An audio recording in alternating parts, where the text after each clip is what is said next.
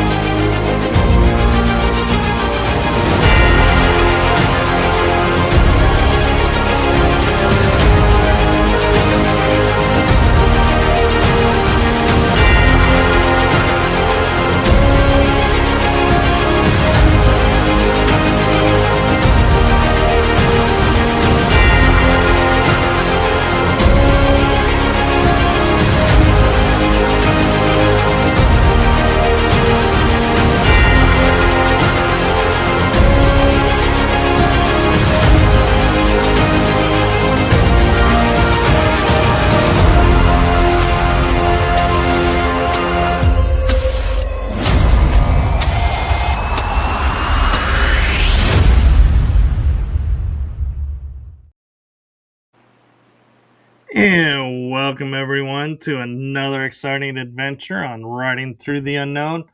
I'm your host, Michael, and tonight's guest is quite a unique and fun guest that I am so excited to have on. We both have been anxiously awaiting this episode, and so I am so grateful she was available today to do the episode because she's got quite a schedule.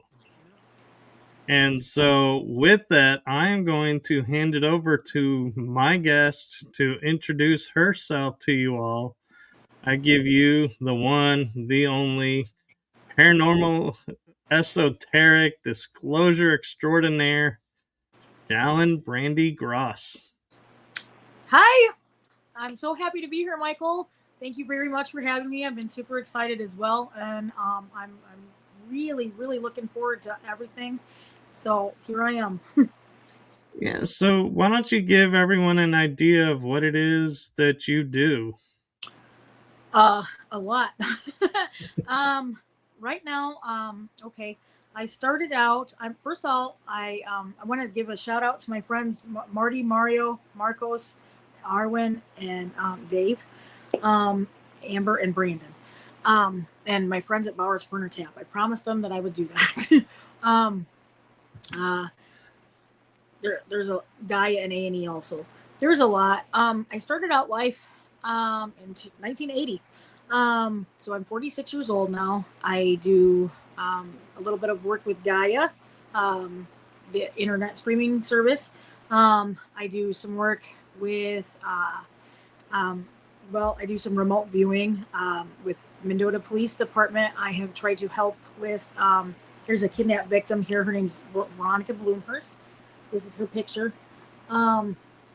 She's been missing since 1990. I started trying to, she was my neighbor back when she became missing. Her brother, he's deceased now, his name was Todd Blumhorst. He was a great friend to me. Bless his heart. She's presumed murdered, kidnapped and murdered. So they don't really have a lot to go on here with that. But so I tried doing some things with remote viewing and some things with that. So I try to help out the police with remote viewing and things like that. If I take my time and I do that, and then I can talk with them and give them leads and information about that. I've also had some work with the CIA. I was used for the one and only. There was an event in Mendota in 2019. I was used for the CIA mind control experiment here. There was some CIA technicians that came to Mendota. I was driven in my truck, my 2001 Ford Explorer Sport, under a trance with Illinois State Police and Mendota Police. And then I was made to perform. So I performed to a couple of musical songs where I waved, and I performed to the song "Hot Girl Bummer" to that, and I did some shopping with them. I was made to buy certain things in the shopping store here. So I became like an overnight celebrity for that in 2019. Um, I've been used to perform under hypnosis. Um, it's really kind of crazy because when you get done with that, you don't actually understand anything, and then you just like start to remember, and then you go, oh God, and then everybody's like, okay, it's all right, you remember that, but it's okay. So that's kind of fun. I got kind of a bubbly personality, so I don't really mind the adventure seeking part of it. If I do something stupid or goofy or something like that, then I'm like, oh well, whatever, kind of shake it off. But um, I'm a nurse. I work for FEMA as a volunteer emergency management nurse. I have a book coming out with my friend Brandon LaChance. He's helping me like editing and things like that. He's a journalist from our local Mendota Reporter, retired. They closed down recently, but he does work with I think it's WKLPO, I want to say. It's KISS FM 103.9, the radio group. He's a sports media broadcaster. So he's helping me to write my book. And then it's going to be called The Shallen Gross Story, including aliens, the CIA, and the government. I remember. And so that's coming out later this year, about the end of this year, it'll be coming out.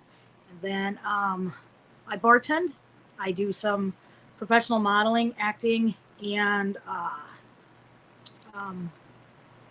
performing arts with backstage.com. I had a YouTube commercial forever, about 6 or 7 months for backstage.com. It was pretty neat.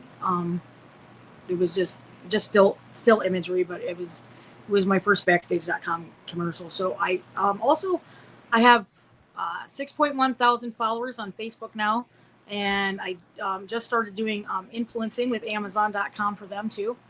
I'm a member of MUFON.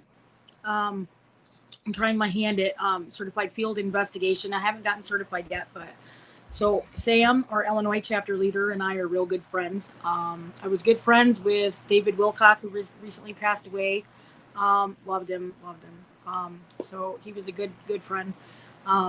He gave me the title of Aphrodite for Gaia when we were coworkers with Gaia. Richard Dolan, who did things. He's a ufologist and a military historian as well. He and I did some work together. So I'm pretty excited about all that. We're pretty good friends. Richard, I haven't got to meet in person yet, but I'm really excited about that. Dr. Stephen Greer, I did some work with him, so I'm excited about that too. But that's about it in a nutshell. Very cool. And I'm kind of curious, you say driving in a trance. Was Yep. this in a, like area where nobody else was driving, or? Yeah, the Illinois State Police had, everything was barricaded. The Illinois State Police and the Mendota Police had everything barricaded and locked out. So they had me drive in front of, they had me drive through this place over, it was Financial Plus Credit Union's old, it was unused, but it was Michael Oregon's Country Financial Plus. I had to drive through there and do like donuts and wave and then flip people off while the song was playing. Hot Girl Bummer, fuck you and you. I'm sorry, but that's what it was. So I just waved and did that, and then they had me drive in front of another woman's house, and they talked about President Kennedy and Bobby Kennedy's assassination, and then had me suck on a blow pop, and they did this thing where they said it's about to blow. And then they had me drive to the Hub Tavern and pull in, and there was the cops were there leading me along the way. But then they had the ambulance and the police. So that was it was when you're under that like trance-like state, you can't really pay attention. You don't really understand what's going on. All you see is that, and they're just going drive, and you're just driving like this, like really just drive. And then they just had me park. I remember the one guy going, oh shit, she's gonna crash, and then you go, shut up.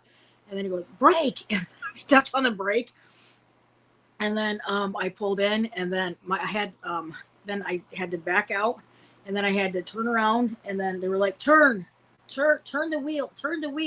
So it was really really weird. But you're like, and then and I had to go to our Lake Mendota. I had to go to our dollar store. I had to go in there, and I had to purchase a pair of red shoes, two toothbrushes, and some batteries. And then I had to buy a pack of cigarettes. I'm not kidding you, a pack of cigarettes. I had to go to the Royal Smoke Shop. I had to buy a pack of Pyramid Red 100 cigarettes, and some beverages. One was Propel Fitness water, and Gaia was what I had asked for, the fitness water, because of the fitness work that I do with them. So that was where I had to get that. And then we went to a house, and I had to get out, and I had to go up and ring the doorbell with my dog, my red and white female husky. Her name is Sakari. Has the same name as the orca at SeaWorld in San Antonio, Texas. I don't know if you are familiar with that, but her name is Sakari. So I had to ring the doorbell, and then I had to go, and they made me throw away my keys, 2 of my keys, and then I didn't really want to do that. So while I was still under the trance, I just kind of kept trying to grab them. They were going, drive. So I had to go, and I wasn't able to get the 2 keys. And I drove back, and I went to came to my mom and dad's, and my daughter was here, and I was like, come on, Shyah. And then I was like, I'll see you later. And then I turned around and got back in the car, and then I went home, and then I took one of my shoes off. I changed my shoes, put my red shoes on, took one shoe off, and then I fell asleep on the couch. And the next thing I remember, my boyfriend at the time, he's deceased, his name is Brad Zoprich. He come home, and he woke me up and said, what'd you do today? Are you all right? And I'm like, I just thought about you. Everything's okay. And then he was like, all right. And he's like, okay, give me a hug. And then, so that was where I took that day. But really neat. So how long did it take for you to recall everything that happened under the trance state, or did you have instant awareness the whole time? No, it took about 2 months. I couldn't remember my daughter's birthday. I couldn't. She asked me, Mom, when's my birthday? And I kept trying to remember. And I said, Shyah, honey, I'm so sorry. Her name's Shallen Gross. I said, I'm so sorry. I can't remember. She's like, it's okay, Mom. It's October 9th. And I'm like, oh. And then, like, I don't know, maybe like 15 minutes later, I was like, it just popped into my head. And then it was about 2 months. After talking to everybody kept, a lot of people would record, they would see me, and they would wave, take my picture, and they put it on their Facebook account or their Instagram or something. And they'd be like, there she is, there's her celebrity, there's Shallen. And I'd be like, hi.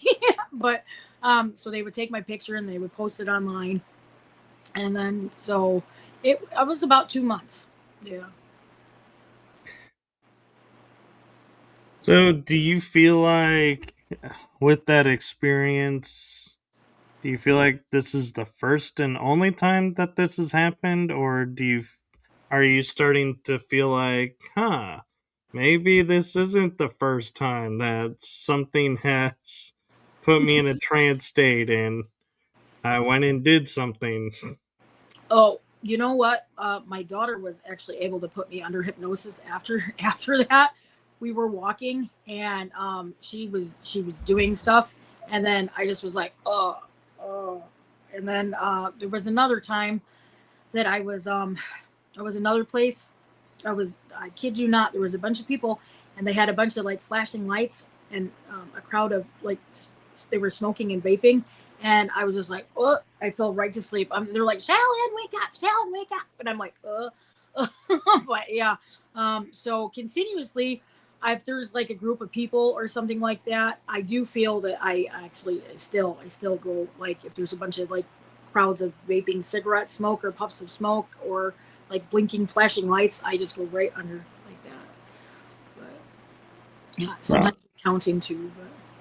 Yeah, and I'm kind of curious because like they had you grab a specific cigarette. Was that something unusual for you that when you saw that you were like, why are these here? Or Okay, my the pyramid cigarettes.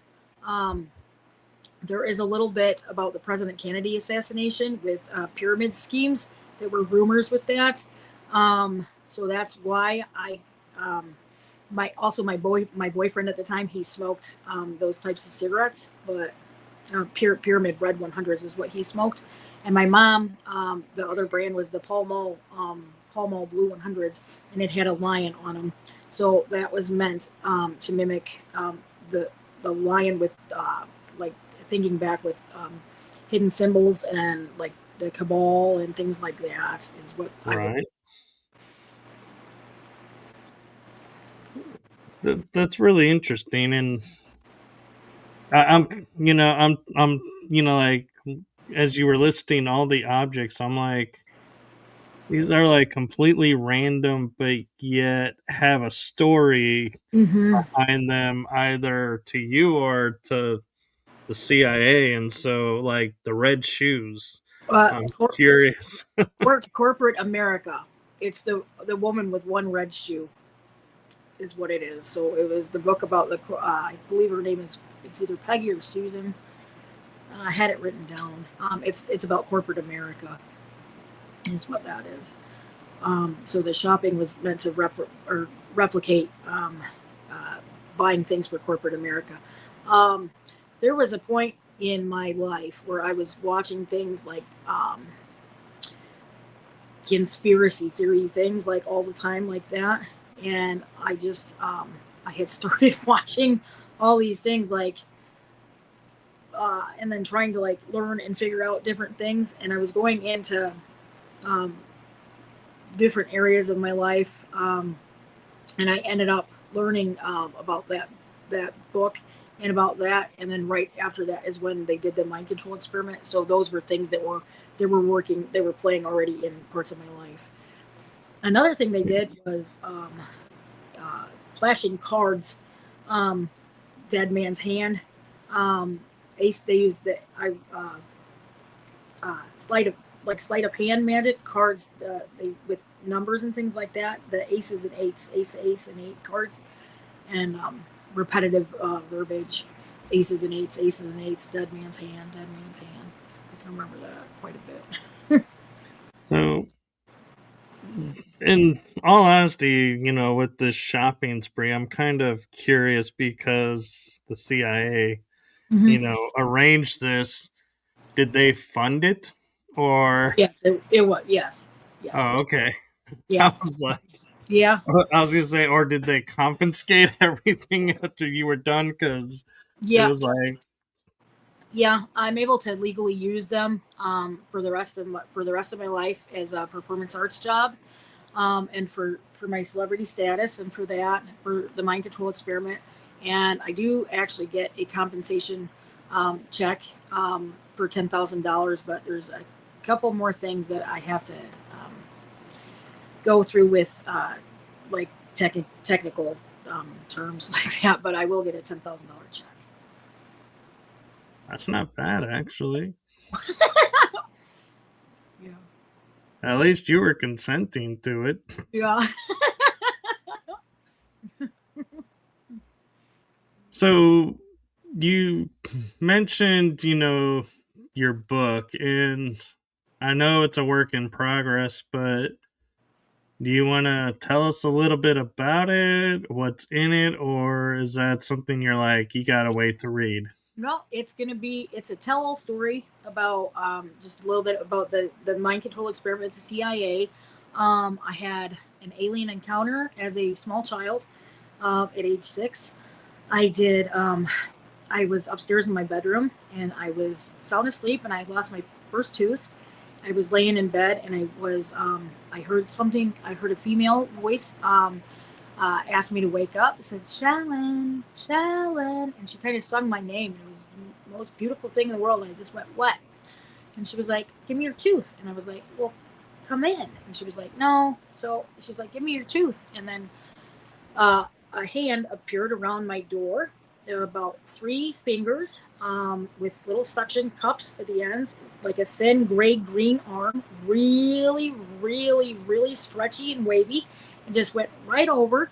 And she said, go ahead, get your tooth. So I took my tooth out from my pillow, and I had it in my hand, and she went like this, waved her little fingers over there, and about 13 tiny little stars, gold stars, appeared in my hand, and then changed into a dollar bill.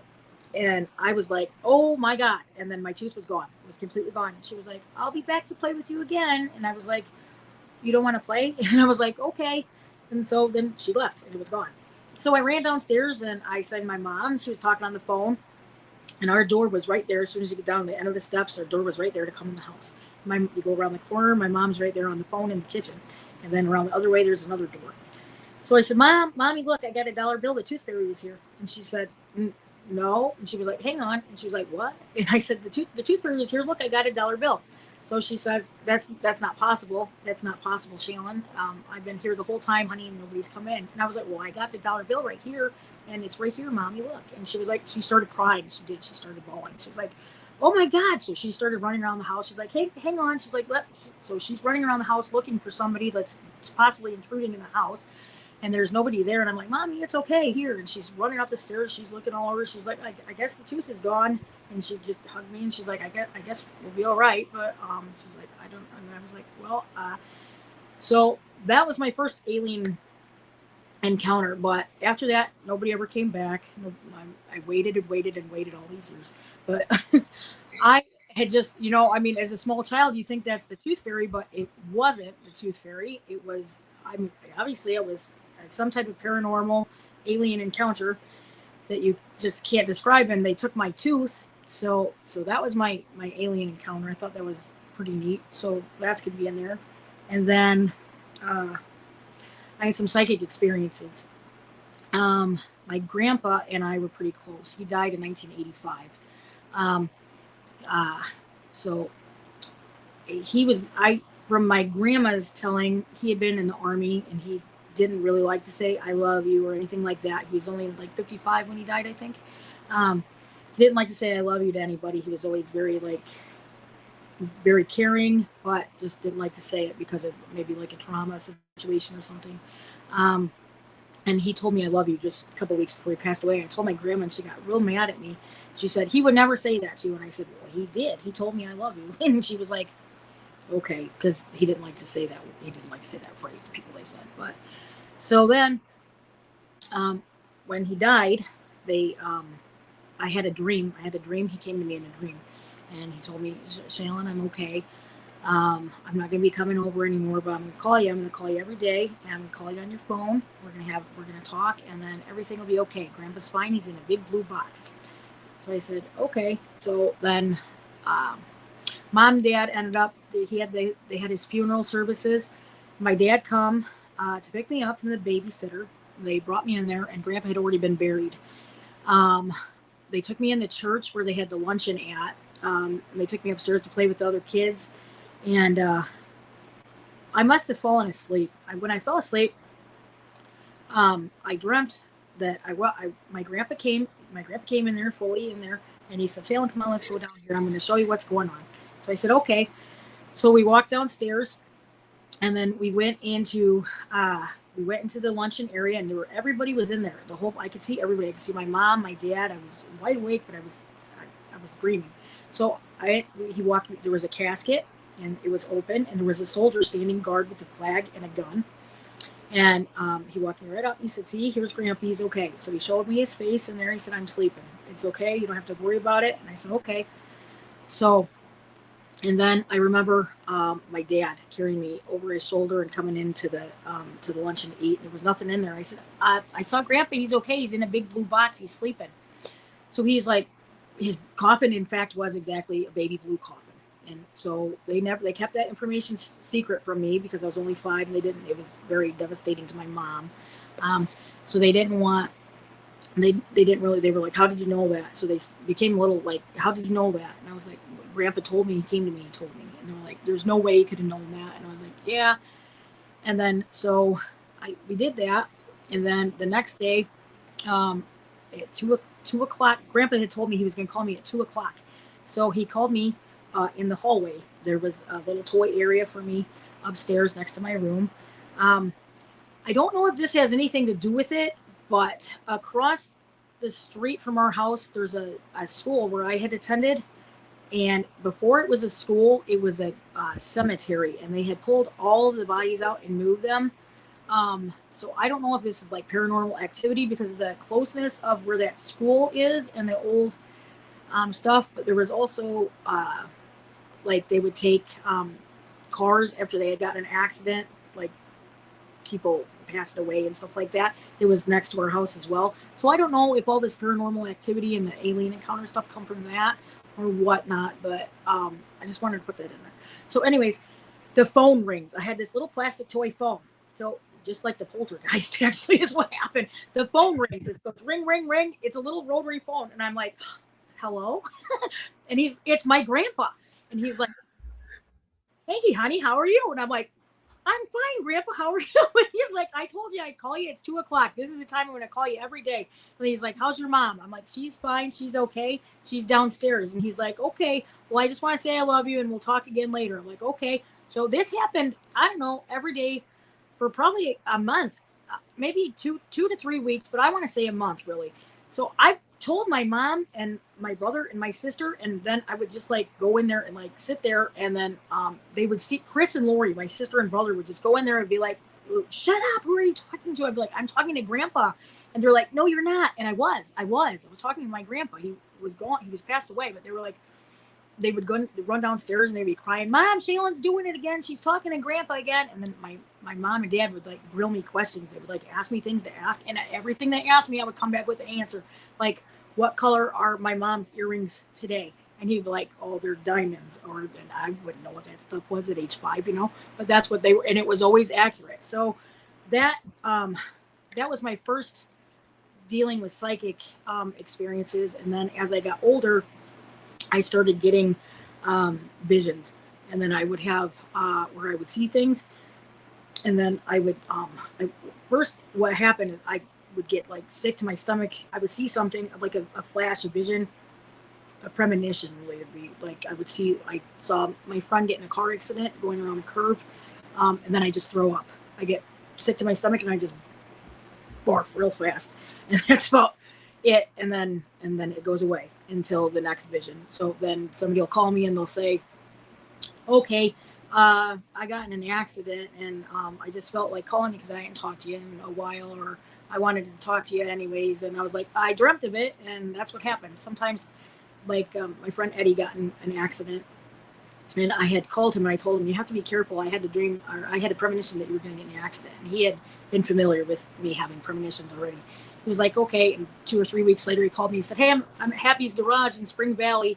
They were going around the curb and the tire blew out, and we rolled the car and we're okay. I just want to let you know. I'm like, well, I knew it. I knew that would happen, but it's just little things like that.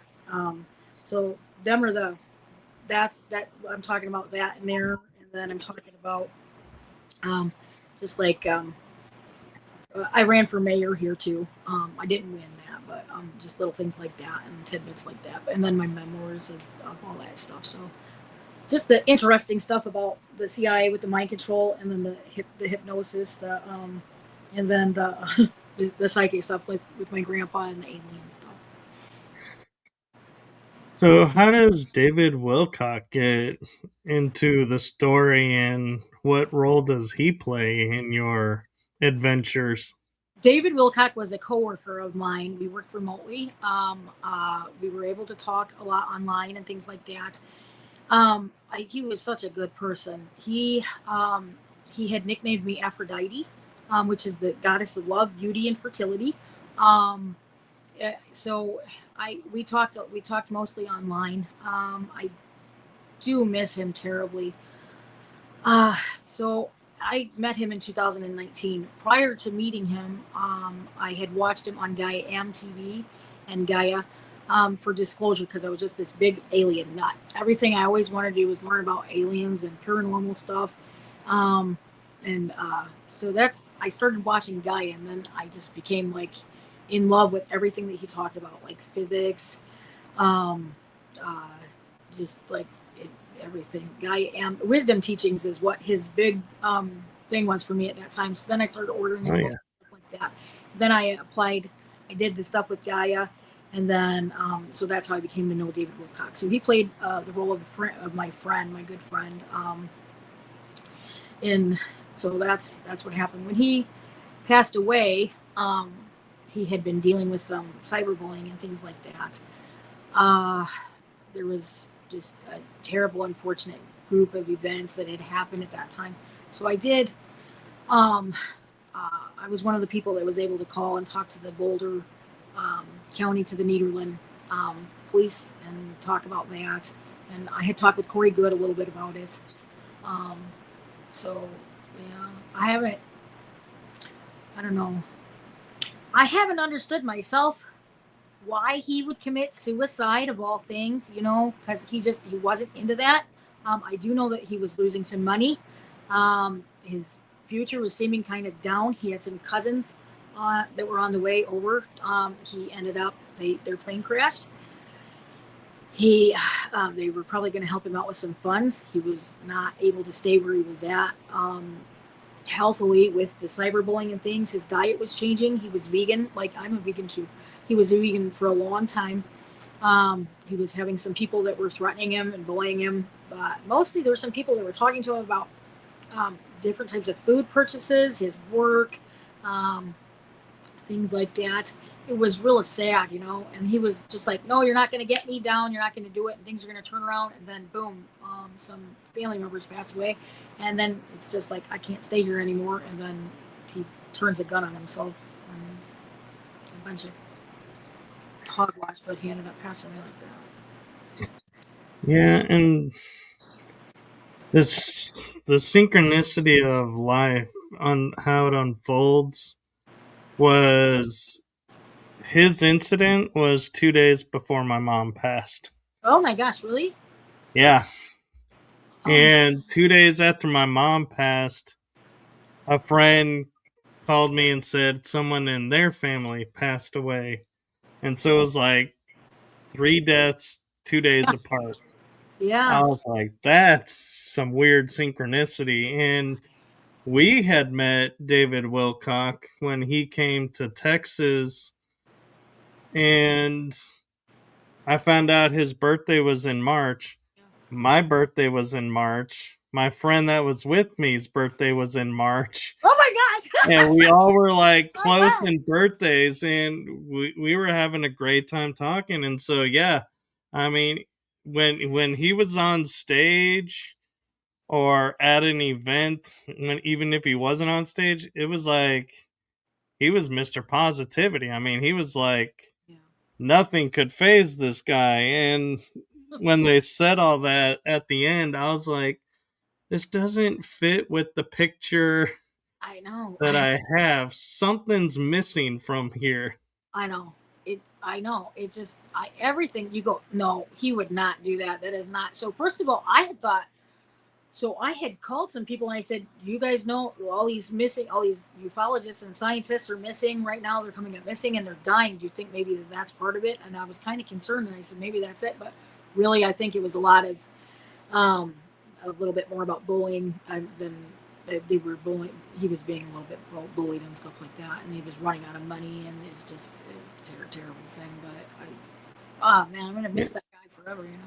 I know, and he just had a way of explaining things, and when I would follow, like, we watched his wisdom teachings, and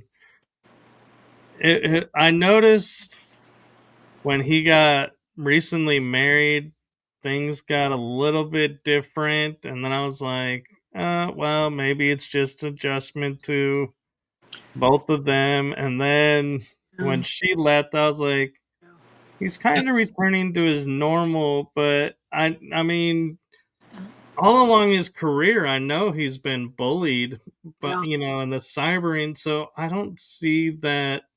When they said, announced and said, oh, because of the cyberbullying, he took his life. I was like, That's been his everyday. If that was what was going to do it, that would have done it years ago. Yeah. It was like, that's why I say there's something missing, Yeah. because to me, the story doesn't line up because their reasoning Yeah.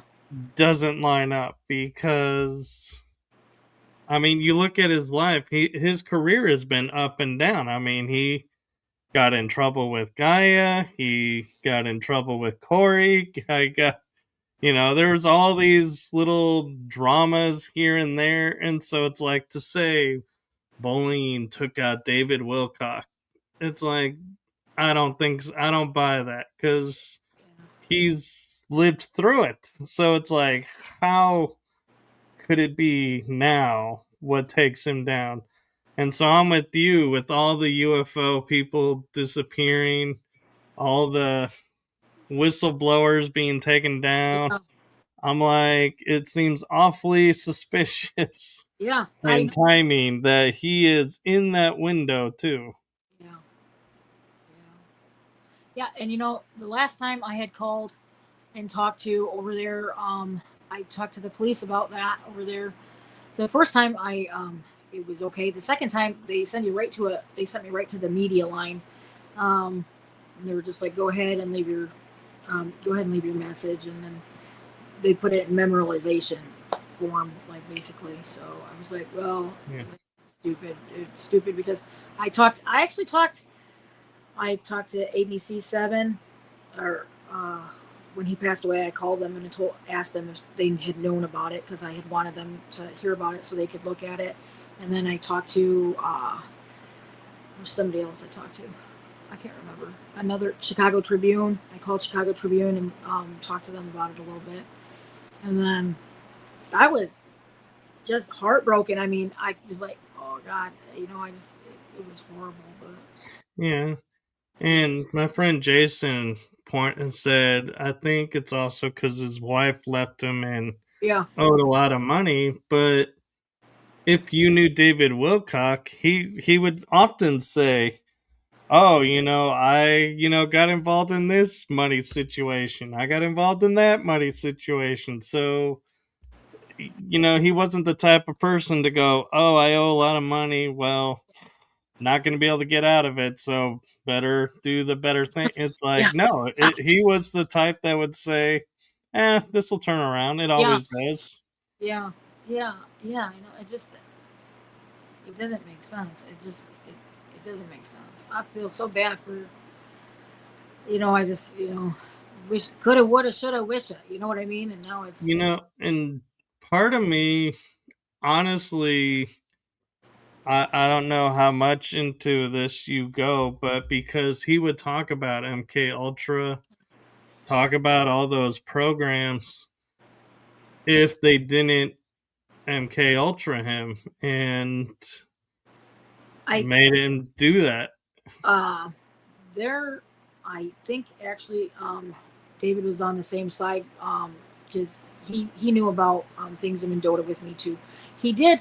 I think maybe he was on there. I mean, who knows? There's some other people that could have. I seriously think, legitimately, there is a group of people out there that are anti, just anti everything, that everybody that has anything to do.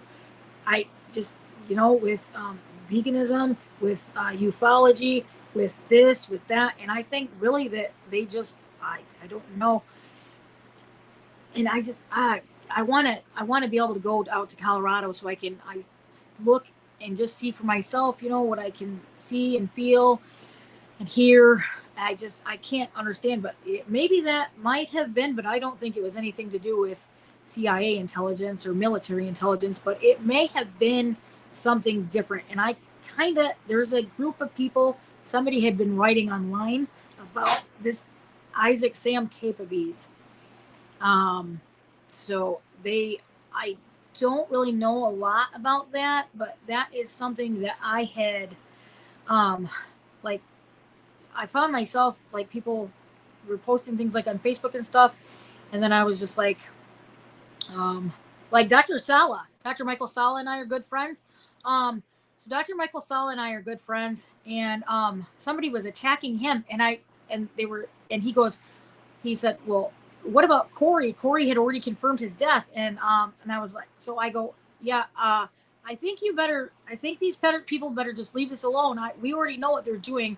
So Dr. Sala was like, how dare you people talk to us like that? And I was just like, these people are just strictly attacking anything. They were like, oh, he deserved to die. He had an ugly face. Look at his nastiness. He's so stupid. And I was like, you stupid bastards. How could you attack somebody like that? That man was brilliant. He was a genius. You know what I'm saying? Like things that yeah. And they were like, I couldn't He was believe. a musician. Yeah, I know. And I'm like, yeah, I just think I couldn't just understand how in the world people would think. I mean, they can just be so stupid. I mean, the just dumb things that they would say. I'm like, And yeah. he was a mama's boy. He would always talk about his mom, Yeah. and he'd be like, "Oh, I'm gonna go do this with mom." And so it's like you look and you're like, this dude is like the all-American guy. It's Yeah. like there's Yeah. Yeah. it's yeah. And so Yeah. I will say though, as things go, my mom, she was like a firm believer, like some people were faking their deaths so that they could come back and be like exposing, all the stuff that's going on Oh, behind yeah. the scenes. And so part of me and I think part of my mom were like, I wonder if David is one of those that faked his death and that's why the death doesn't match the scenario because it really wasn't him. It was someone else. I honestly, I want to believe that, but I talked to the coroner's office up there, and I talked to them before he was. What they told me is right before they did the autopsy, that they were getting ready to do the autopsy, that they had a person brought in that matched his description. That he was at the Nederland Ranch. He did have an incident. It was involving a gunshot wound. He was passed away, but they hadn't gone. It was a scientific. They were doing the scientific part, so they hadn't done the autopsy yet. And then, as soon as they were complete with the autopsy results, they were going to post it online. And then I would be able to just look online if I had any other questions at that time. I could call back and talk to them. So I said okay, and 2 days later, um, it was on there that it was confirmed it was David Wilcock suicide and things like that, because I couldn't. It just blew my mind. I mean, really, I watched that last episode of his YouTube podcast, and I had talked to him. I said a thing about how are you doing with Nick Pope's death? Yeah. Hope everything's okay. And then they start coming out about 10, I don't know, 10:30, like just a little bit after that, just a few. It wasn't even we lost another one, David Wilcock, and I'm like, what the hell? So then I'm like, okay, I can't do it. So I start calling everybody. They're like, nobody knew, nobody. So I'm talking like to everybody. Nobody knew. So I'm like calling the police. I'm calling the news. I'm calling I called the coroner. I called the Mendota Police Department where I live at to see if they had known anything. I called everyone, and nobody could confirm it at all. And then the autopsy results came out, and that happened. So that's the only reason. And then I had talked to Corey a little bit about it, and he was just like, just heartbroken. But and then he had confirmed it too. But he was really the first one that had confirmed it. And then after that, I just really was just a bunch of crap. And then the autopsy confirmed it. So he did know first, and then the autopsy did. But I mean, I made 80 billion calls to people out there. I called a lot of people, and then I found that out, and I just sat here and I was like, oh, no, you cry, and then it doesn't. I mean, just it's it sucked, but it was real. It's kind of like I almost want to say it was one of those moments where, like that song American Pie, where they're like, this is the day the music died. It's Yeah. like when I heard it, I was like, That's what I was thinking. Is he was into the music. I mean, the music was lifting him up and keeping him going, and how, because he never stopped the music. That was the weird thing. Oh God. Yeah, he did. He sure didn't. Bless his heart. Oh man. But let's switch topic, because we don't need to get verklempt on the show. Okay. All right. And I was just curious your thoughts behind it and everything, and I wanted to give you time to talk about it, because in all honesty, she had asked me if when we were talking about topics, if she could talk about this and make him a topic. So don't think I was like poking a wound. We had talked about doing this, so that's why we were going there and how we went there. And so,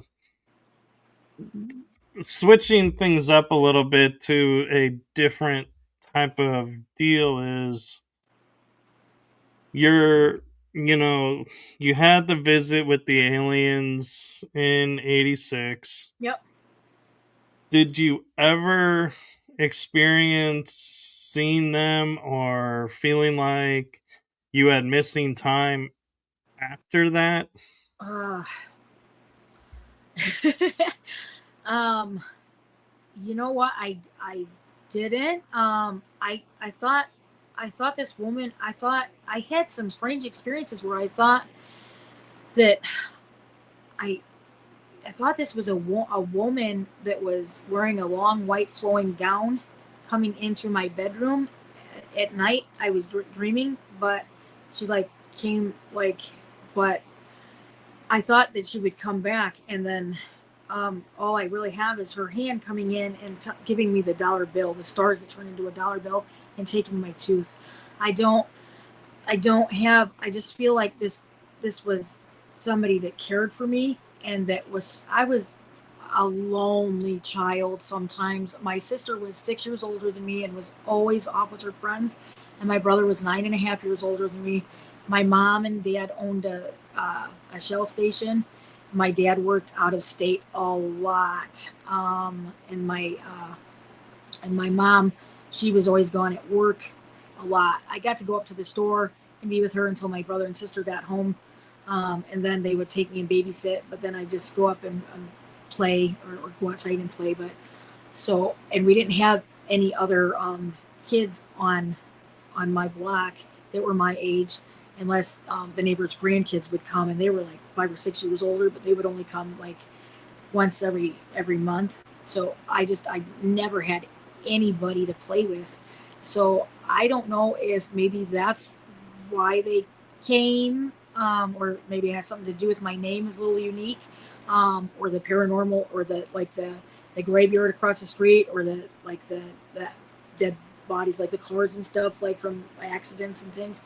But I always have this feeling that this is a real nice, like an alien, but with all I could see is a lady with long flowing blonde hair in a white gown coming through the window, and she never came back. So I never had any missing time.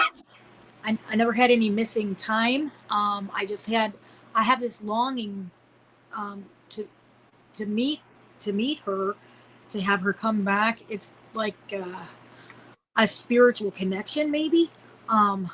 Like, when is she gonna come back? You know what I mean? Like, so I I don't know. I just I don't know. I wait for her to come back. I do. I do. I don't know. But it's mostly not because of the coming through the doorway and giving me the dollar or anything, but because of the bond, like a motherly bond. It's like a motherly bond with me, like somebody that cares for me, which is really being so into aliens, because I'm like hardcore into aliens and paranormal stuff too. I've tried and tried and tried to find and search out, like maybe what planet, what it's just I don't know if maybe I don't really know, but I never had any missing time. I just had that longing, that void. It's a void, like a longing. Yeah. That's kind of interesting, because some people get lots of experiences after, and some don't. And it's a complete random thing. And so I think it's kind of unique and interesting that yours is a so far one and done incident experience, where others are probably like sitting there going, well, at least you had one. I'm still waiting for one.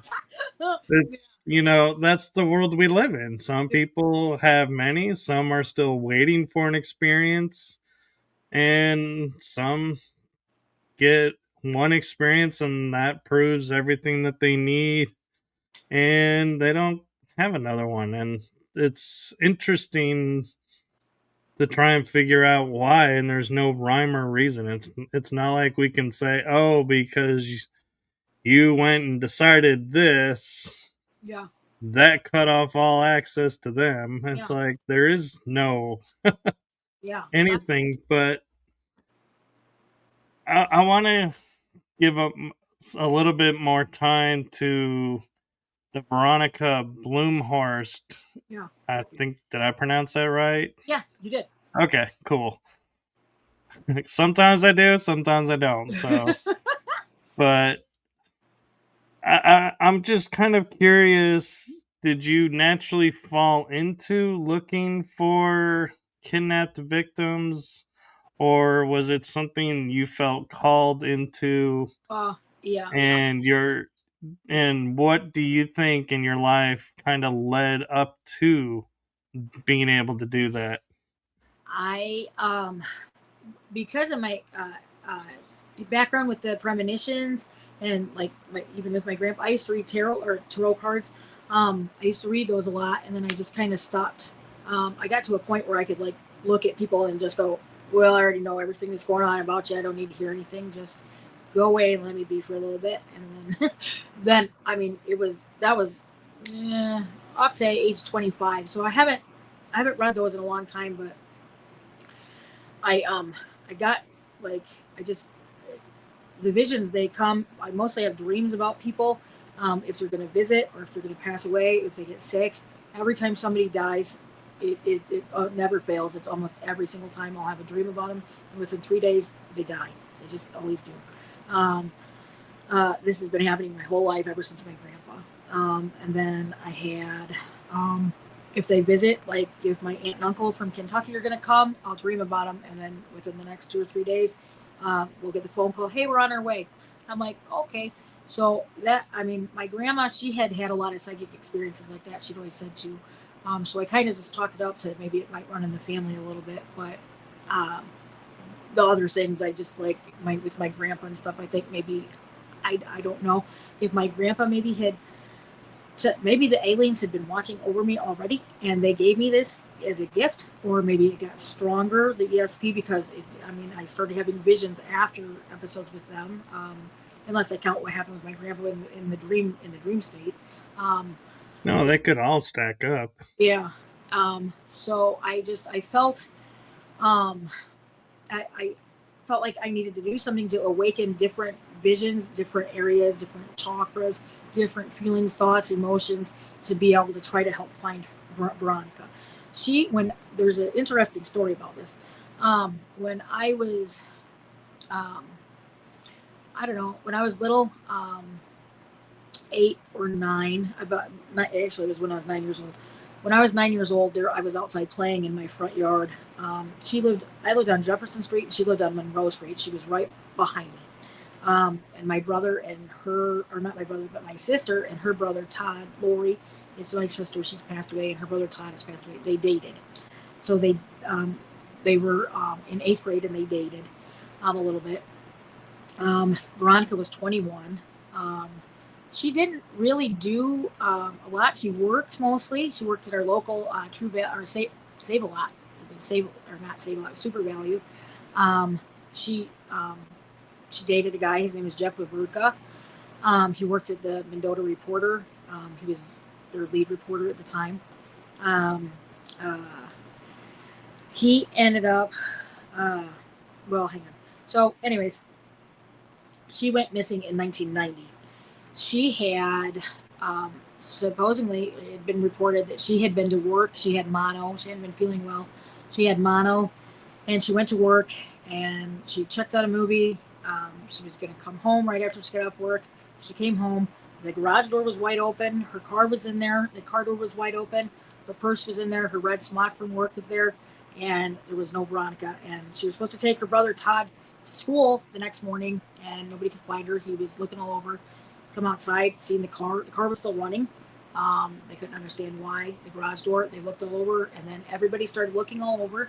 Nobody could find her. Everybody started calling everybody. And then within a little bit, about a couple hours, all the neighbors were out doing search parties looking for her. Nobody could find anything. And then later that afternoon, us kids and stuff were asked to put flyers and ribbons around trees and things like that. Nobody understood anything that was going on, just that she wasn't home. We couldn't understand why. She was a little bitty thing, only 5 foot tall, weighed 99 pounds. I had talked to Todd about this. Todd had told me that she had been pregnant. They didn't really talk about it. That was about it. Maybe it was just real early on that she had gotten pregnant. So there wasn't a lot of over emotional like real excitement about it, because they hadn't been together. Jeff and Veronica hadn't been together very long. So what had happened was she went missing and nobody could find out why. So the police, they questioned everybody, and they forgot to take fingerprints. They didn't take fingerprints. So our fire chief at that time was her dad. Veronica was adopted. All 3 of the kids were adopted. Todd, Veronica, and Carolyn were adopted. So what had happened is they were kind of scared about that. They did take a hairbrush with her hair in it for DNA purposes. They preserved that and took it to the FBI. And that's about all they took. Todd and everybody were so concerned, but they didn't take fingerprints. They couldn't understand why the police didn't take fingerprints. They were upset about it. But they did take... And that does seem suspicious. Yeah, it does. Well, she was our first kidnap victim. Okay, so they couldn't... What they were saying and suggesting, that, like, I have talked to my friend Christina. She works at Sullivan's here. She was about 16 years old, and she was supposed to switch shifts with Veronica that night at Super Value. But she was only 16, and her brother was in Veronica's class, so they were pretty good friends. And Christina had ended up sick, and she couldn't switch with Veronica that night. So the next morning, her mom said, Christina, let's eat some breakfast. We have to go to the police station. Something's happened with Veronica, and they don't really know what it is. You might be there for a while. So she said, okay. So she ended up going there, and they had all the kids from Sable out there that worked with her and everything, and they were held on lockdown in the police, able to go back and forth from their home and to the police station and school, and that's it, for 2 weeks, including the boyfriend. And then they just released everybody and said they didn't have enough evidence and they couldn't figure anything out, and she's just kidnapped at that point. And after so many years, after 7 years, they just do automatically presume dead, which is really sad. In 1989, in the summer of 1989, I was outside playing, and my parents were gone at the grocery store, and my sister was upstairs sleeping. It was about 7:30. I wasn't allowed to be out there playing, and I did it anyway. I went out there, and there was a guy parked in Blackstone School was right up the street, and we had moved to another area, to Jefferson Street at this time. And Blackstone School is right up the street. There was a black Nova, or El Camino, sitting in front of the school, and I thought it was my brother's friend, Paul. So I'm waving and waving, and this guy can see his hand waving at me, but I can't see his face. So he starts coming up the street. So as he gets closer, I go, this isn't a green car. I don't know what color it is, black or blue, because I couldn't tell really good at the time. And I said, this is my brother's friend. I don't know who he is. So then all of a sudden, the guy stops, and he rolls down his window, and he's got real thick glasses. He's got terrible scars all over his face, like horrible scarring. He's got real black hair, like, and it's dripping like grease, and he's very scary looking. And he says, "Come here." And I go, "No, I can't." And then he goes, "Okay, it's okay, come on." And I go, "No, I can't." And then he goes, "I said, get in the fucking car, bitch." I'm sorry if I, and he just, and I said, "No." And so then he opens the door and then starts putting on rubber gloves, and he has a knife in his hand, and he's like, "Come on." And he starts to like come at me. And I was like, "Ah." So I ran upstairs, and so I woke up my sister. I'm like, Lori, this guy tried to kidnap me." So we're looking out the window, and he's looking around like that. He gets back in his car and he bolts off. So we're hiding under the bed at this point, and we're terrified that guy's going to come back. About half an hour later, my mom and dad walk in, and you can hear them talking. So we're screaming. I'm like, "Mom!" I'm like, Dad, somebody. So we run downstairs, we call and tell Mom and Dad. They call the police. Police come over, and we tell the cops everything that's going on. And they're like, "Okay, it's okay." So then, that was in 1989 in the summer, and then in 1990 she's missing after that. So 1998 comes, and I get this phone call. I'm living in another place. I'm 18, and it's the FBI. The FBI's calling me, and they're like, "Hey, Shallen, remember that guy that tried to kidnap you when you were 9 years old?" And I'm like, "Yeah." And they're like, "His name was Ronald Wetzel, and he has been caught kidnapping and raping a woman. He had done it before, and he kidnapped her. He got caught, and he confessed to doing it, and he confessed to trying to kidnap you. He said that you were the first child he ever had tried to take in his entire life, that he'd been doing that with women, kidnapping them and raping them, and he didn't know if he wanted to kidnap you and he wanted to rape you, and he wasn't understanding why, but that's what happened. So you don't have to worry about it because he's been caught and he's in prison, and he'll be in prison the rest of his life. You never have to worry about it." And I'm like, "Oh my God." So I'm like, "Oh God, I don't even know what to think about that." Right? Okay. So I go, "Oh, okay." You go, "Okay." And then the conversation ends, and you go on about your life. And then 2008, well, her brother Todd moves away. Her parents are still using that car. They're driving around in that car trying to get hopes that somebody will see the car and recognize, what's going on and stuff like this. But nobody comes forward with any leads or anything like that. It's always the same stuff. A lot of people thought that there was an officer that might have been involved because he didn't take fingerprints. I don't really think that's true. I know the officer pretty good, and I think he's a decent guy. I mean, I don't think he would have done that. Other people have suspicious theories that it's the boyfriend because she was pregnant, that they wanted, that he wanted to get rid of the baby, and things like that. And I don't really know. That's what Todd in his heart had believed, that maybe the pregnancy might have led an argument of some sort, an altercation, and maybe an accident might have happened. And the police did clear him, but there is a lot of suspicious things. There is a lot to what happened. So in 2008, I'm working as a nurse at the hospital, and his mother comes in. She's my patient, and then she brings him up, and I'm like, "Oh gosh, I wonder how Todd's doing." So I don't break HIPAA or nothing like that. So I just go, "Okay." So then I call Todd after I get off work. I go, "Hey Todd, did I ever tell you about that guy Ronald Wetzel?" And he's like, "No, what happened?" And I was like, "Okay." So I told him the story, and he goes, I appreciate everything you do, Shallen. I love you to death. We're homies. I love you forever. But I just think really that it is her boyfriend.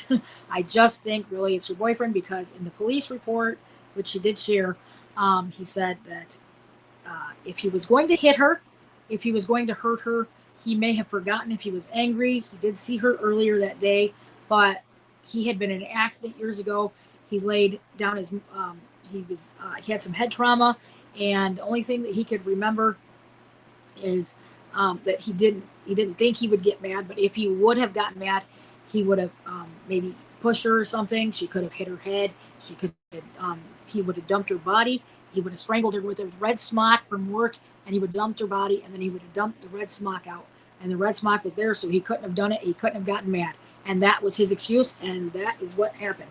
So after that, nobody knows anything. So I'm like, well, I just can't stand it. So all these years go by, and then I go, okay, I have a lot of psychic experiences here. I want to learn how to do this remote viewing stuff. So I start watching all these things about remote viewing, controlled remote viewing, like Ed Dames's teaching style of remote viewing, Courtney, Patrice Calabrese, all forms of different remote viewing. So I go, okay, I'm just gonna start doing this. So then I started doing that, and she was my first one.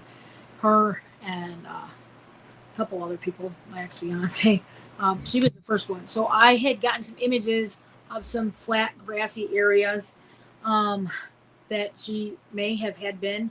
Some images of like her body laying in a remote, like a ravine area with a flat, grassy area around it.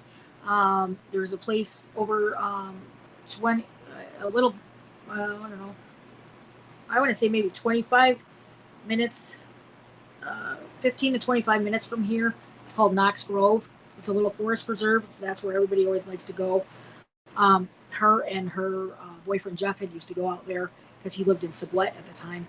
And there's a ravine there, and there's some flat area. There's a bunch of trees, things like that. So that's, sure enough, that's where the police actually used to go with the dogs, the cadaver dogs, to search.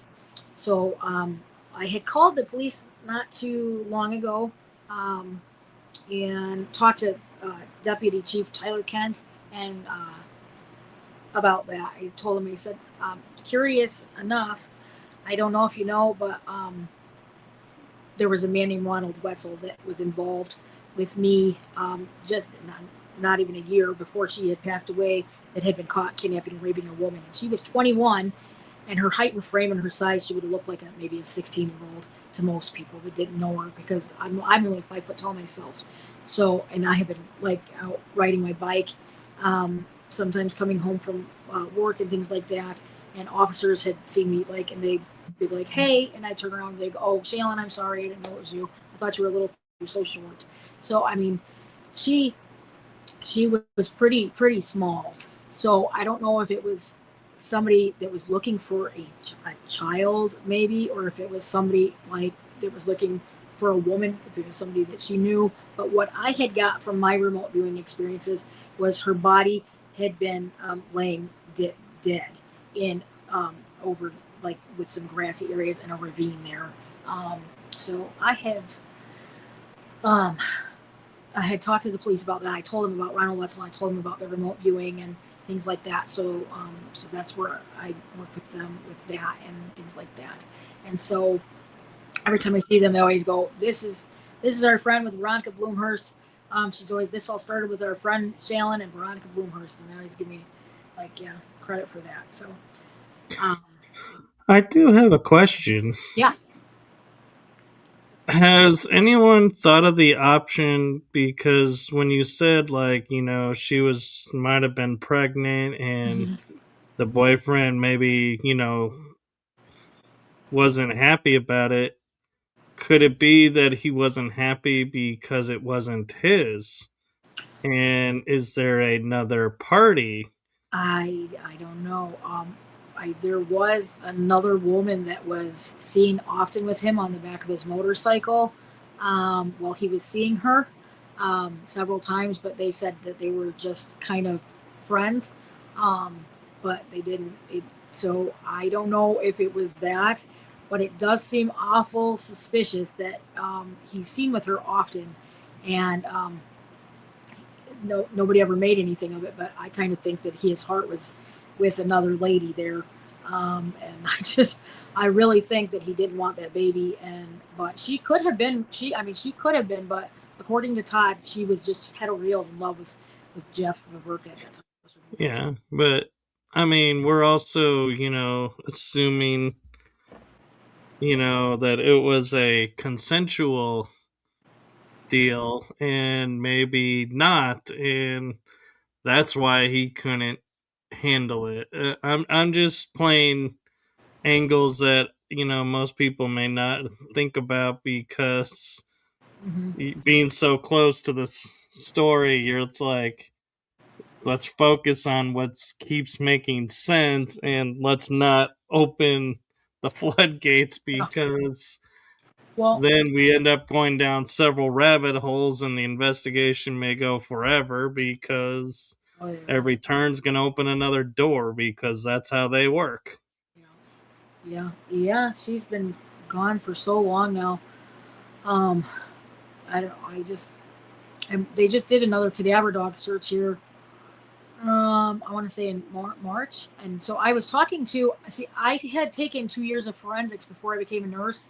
I took 2 years of forensics, and then my daughter was only 10 months old at the time, and they wanted us to switch to a 4-year college at the time, and I just couldn't because she was so small. She was only 10 months old. So I ended up switching into nursing and became a nurse. But before that, so I did, I know Dr. Joel. He is a forensic chemistry teacher at IBCC College in Oglesby, Illinois, where I live in Mendota. But so I had talked to a couple of the people. I said, "Do you guys know that Dr. Joel will do organic samples? Like he'll do soil samples, he'll do concrete samples. So if you have a location, if you call him, he'll do that for free, and he will task his students in the classroom to go through that, and then they'll be able to see." Because there was another woman that was missing. Her name was Diamond Bradley. She was from Spring Valley, Illinois. It was just a few years ago, and he is the one that his students and him, they were the ones that were able to crack where she had where they found her body. They did soil samples and stuff like that and analyzed it, and they were able to locate like the type of tire marks, and the vehicle, and even his genetic information was still in there. So that's how they found the killer for that. And so they were like, "Oh no, but you know what? We could get some DNA samples from her biological mother is still alive." So then we are looking at maybe trying to do that right now. I hadn't actually, my computer actually took a fritz right after that, literally. I mean, within 10 minutes after that, it just shut down, and I didn't never hear back from the guy again. So I go, "Oh my God, how stupid is that?" But I needed to know about that. So I gotta actually make a couple phone calls about that and see if I can talk to them. But I take this bag with me. I'm sorry. I take this bag with me everywhere I go in hopes that somebody will see Veronica's face, because I gotta know, like in my heart, I think that somebody's got some answers, and somebody can help us find her. Yeah, and it's tough because it's like you're saying, this happening in the 80s, 90s, Mm-hmm. that's like over 20 years ago. The likelihood of, Yeah. you know, if she's kidnapped, you'd like to think, oh, in these 20 years, she could have had a chance to get free, reached out somehow, or try to find help. But then again, we don't know the situation if she's even still around. That's the big question. And the unfortunacy is like, limitations with the remote viewing is you can't remote view and say alive or dead. It's like it doesn't work that way. Yeah. Yeah, I So know. Yeah. Yeah. That's one thing. I mean, I wish I could. There's so many. I had, well, another thing, I was able with the Monroe Institute in Virginia. I had called them, and they offered me a scholarship for some training programs for them. So I'm looking at trying to get in doing that. I was there when I was a little girl, but to Virginia, but I had never got to do that yet. So they had qualified me. I talked to them about like my psychic abilities and stuff. So they had qualified me for a psychic research for some of their programs and stuff. So I want to do that. That is on the top of my list. So I mean, I really, hopefully after I get some different training, because I have never had structured training for anything like that. I just have done like what comes to me and things like that. And then maybe like with the remote viewing, that's things that I've learned like through video watching and books and things like that. So I would like to have some structured training so I could develop my abilities a little bit more, and then maybe I could do that. Because another thing is like the Adam Walsh, John Benet Ramsey, them are real big things that I want to, you know what I mean? Yeah. right. And it's interesting because when I talk to people about remote viewing, they always have like coordinates or like a building or something that's like solid, not in motion. So I find it interesting that you're using remote viewing to try and track her, because if she is alive, she's a moving target. And so the remote viewing may be working, but the question is it, a day behind, a year behind, a month behind if she's not where you're seeing? And so, not knowing that time frame, it's interesting to figure out, can you remote view a moving target? Yeah, yeah, you can. Um, you know, man, Russell Targ. I hope one day that I can get so good with it that I can be like Russell Targ. I just there is I have um, I'm so busy with all these other things. Like I want to learn everything there is to know about it, and I don't. There's so many. I want to really, really learn like uh, how to just like he's just phenomenal with his. But I mean, like really how to do like according to them, like even like Lynn Buchanan, Russell Targ, the things that they can do, or Joseph McMonagle, but Joseph's passed away, but it's just amazing. They can see like, um, but I'll tell you right now, there's somebody over here and she's trapped in this building, and here's the picture of it, and somebody will be able to find it. And um, I don't have that expertise with it at this time, but I'm hoping to get there. And the things that I have done are really tremendous. I mean, they are promising, I think, and just with my psychic senses ability alone, I'm hoping that I can bolster it up to be able to work in a fashion to be able to find missing Yeah. And if you want, I don't know how many like hands you want in the cookie jar, so to speak. Yeah. But I have a friend in Greece. Her name is Catherine Sorlos. Okay. She is really good at finding missing people. And so I don't know if that's someone you may want to reach out to. And I don't know if, if she's available. She is in Greece. And so that makes communication somewhat tricky because they're normally awake when we're asleep. Oh yeah.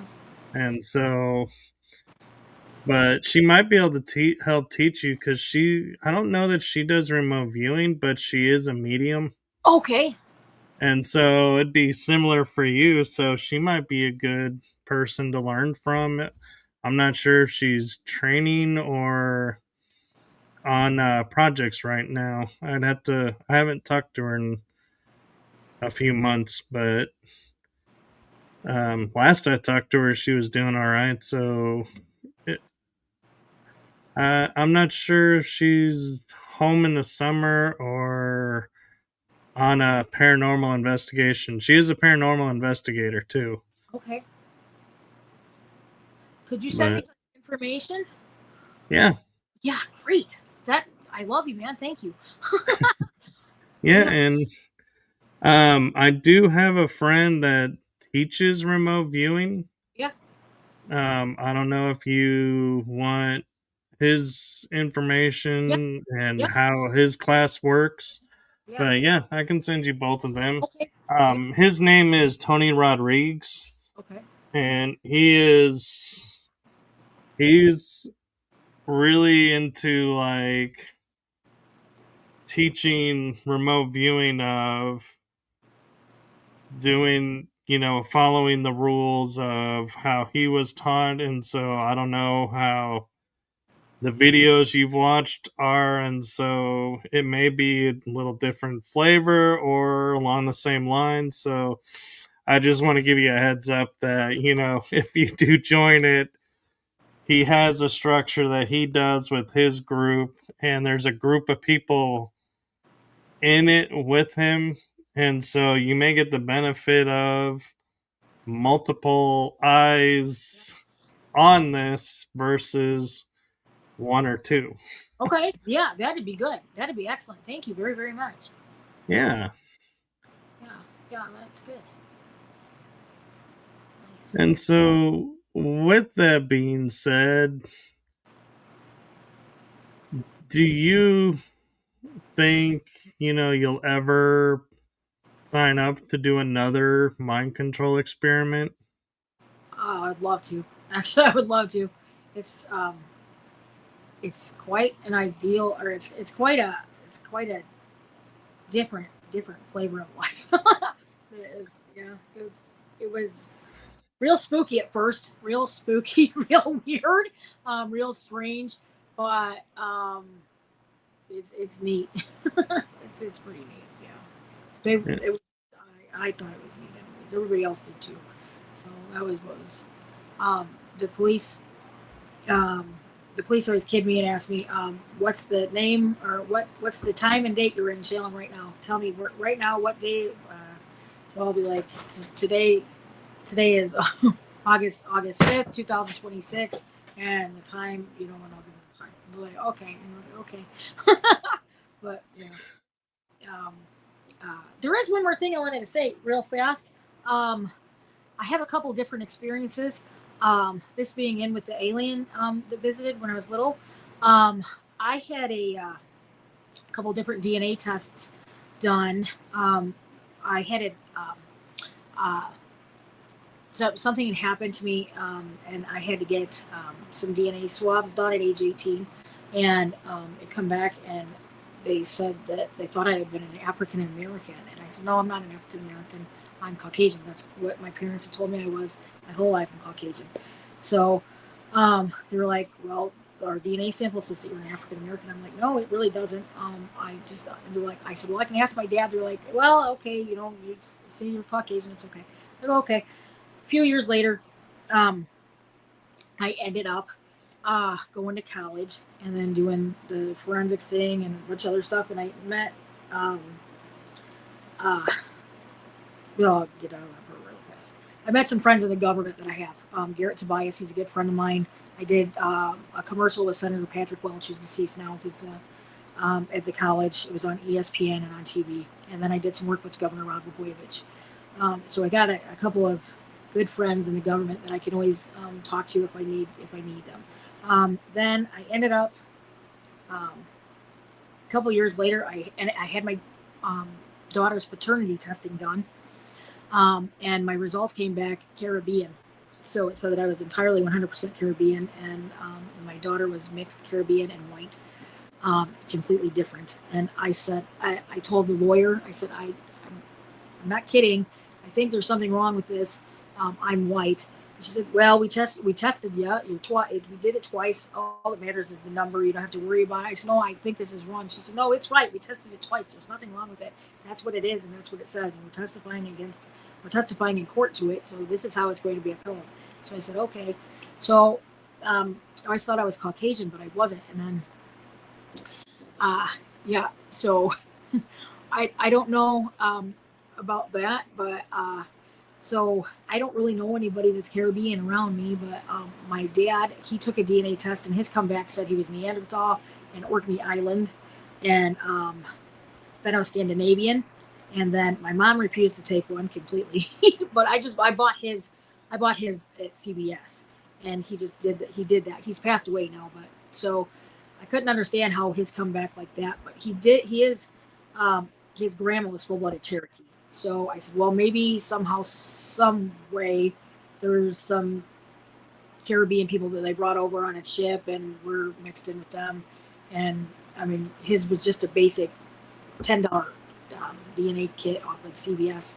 So maybe it was messed up or something. I don't know. But I took 2 of mine, and they were both weird. But so then I took another one that I bought from CVS that cost $50, and it come back I was entirely British, French Canadian, and west of the Nile, Nigerian, and German. And I was like, oh, and a little bit of Italian. And I was like, well, this doesn't make any sense at all. So that's the last one I took, and I said, well, whatever. I don't know how anything messes up, but I have to list myself as I'm Caribbean because I went through court. But the other one, the forensics one, so it said African American, and then the next one says Caribbean, and then this other random one says it was really weird. So I looked a little bit up, and it says British Netherlands is Caribbean descent. So I don't know if that's because it was like 60% British. So I don't know if maybe it was talking about that or what. But my mom, she refuses. So I don't know if maybe I was adopted or if there was talk maybe that I don't know, maybe I could have been switched at birth, which is very rare. But maybe this is why I was so longing with this entity for this woman that that come with the long flowing hair and the long gown and things like that. And then I had my daughter. When I had my daughter in 2003, my blood type we had tested the month prior to, it was B negative. And then when I had my daughter, she coded right away, right after she was born. So they had to do full on CPR on her. And right before she coded, right before I had her, I saw a nun waving to me in the hospital. I looked out the window and there was a nun standing in front of the small church outside. And my mom didn't see it. It was a nun holding a baby. And I said, "Mom, there's a nun there. She's holding a baby." And she looks over and she says, "There's nothing there." And the nun is just holding the baby. And I went, "What the hell?" And I was like, "Oh," and then I was like, "She's gone." And then my daughter came out, she coded. And then, about 3 hours later, they brought her back to me and she was fully alive and everything was fine. Her blood type was B positive. Mine was B negative. 2013, I got I had some blood pressure issues. They prescribed me some newer blood pressure medicine. I ended up having an allergic reaction to it and I ended up going into a coma. I ended up being in a coma for about 3 months. They took me to St. Francis in Peoria. They life-flighted me. They had intubated me, and then I coded in there. Well, I saw my best friend's mom, Kathy Pinner. She'd come out of like a cloud down, and she came down. She was all white. I was in this white room, and she said, "I don't know what you're doing here, but I got to go check and make sure it's time." She's like, "I don't know what you're doing." And then she's like, "Let me come back. I'll be back if I need you." And then she floated up in the air, and so she never came back. So that was my near-death experience. I woke up a couple months later, and I had a tracheostomy and a feeding tube. I've been on a ventilator on life support for 3 months, and so my whole perspective on life changed. But they checked my blood type, and it was RHA positive. So I said, "This can't be right." So I was just like, well, whatever. So I was still in and out, and I forgot about it and everything. 2017, I had to go to the hospital. I had a big cyst removed, and when I was in there, they checked my blood type, and it came back RHA positive. I argued with the doctor because I'd been a nurse for so long at that point. I said, "I don't really see how this can happen, but my daughter, she coded. Maybe I needed some Rogan or something." He said, "No, because that's usually a second baby." I said, "Well, I've already had 2 miscarriages." So he said, "I don't think that would count, but I tell you, you've been checked in 2013 and now, so your blood type, it changed." And I was like, "Oh, okay." So I had been talking to Tim Ains from MUFON not too long ago, and he had actually brought this to my attention, that your blood type can change on its own in certain extremely rare circumstances, like if you have leukemia or if there's a trauma that occurs, the body will actually change its blood type. So I'm thinking it must have been from the day that I went into the coma. My blood type changed from B negative to RHA positive. So I thought, there's no way, I don't even get it. So this is just so weird that had happened to me. And then I was going to donate some menstrual blood to do stem cell research to a woman. Her name is Nora. She's a scientist. She's in India. So I was talking to her, and I said, I think I want to donate some mesenchymal stem cells. So I was talking to her, and I was telling her about my blood type change, and she said that happened to her too. And she's like, "Well, this is extremely rare." She's like, "Mine changed during childbirth from A positive to O negative." And then she goes, "How did you get a B positive child if you're RHA positive And your her dad is O positive. How did you get a B positive child? I said, I have no idea because it's not physically possible. So the only reason is because mine was really actually a B negative, and it actually really did switch to a RH because it's not possible to have that type of blood in the baby. She would have been most likely an O positive. So I don't really know, but I don't know if that. I mean, maybe maybe I was born in an alien shell and then reincarnated into my mom. I don't know, but the whole thing is just real super strange to me, like, and I find myself, I was longing for this lady to take care of me, to be motherly with me. And I don't know if maybe that's it or what, but in a nutshell, I just think it's weird. Well, here's an interesting twist for you.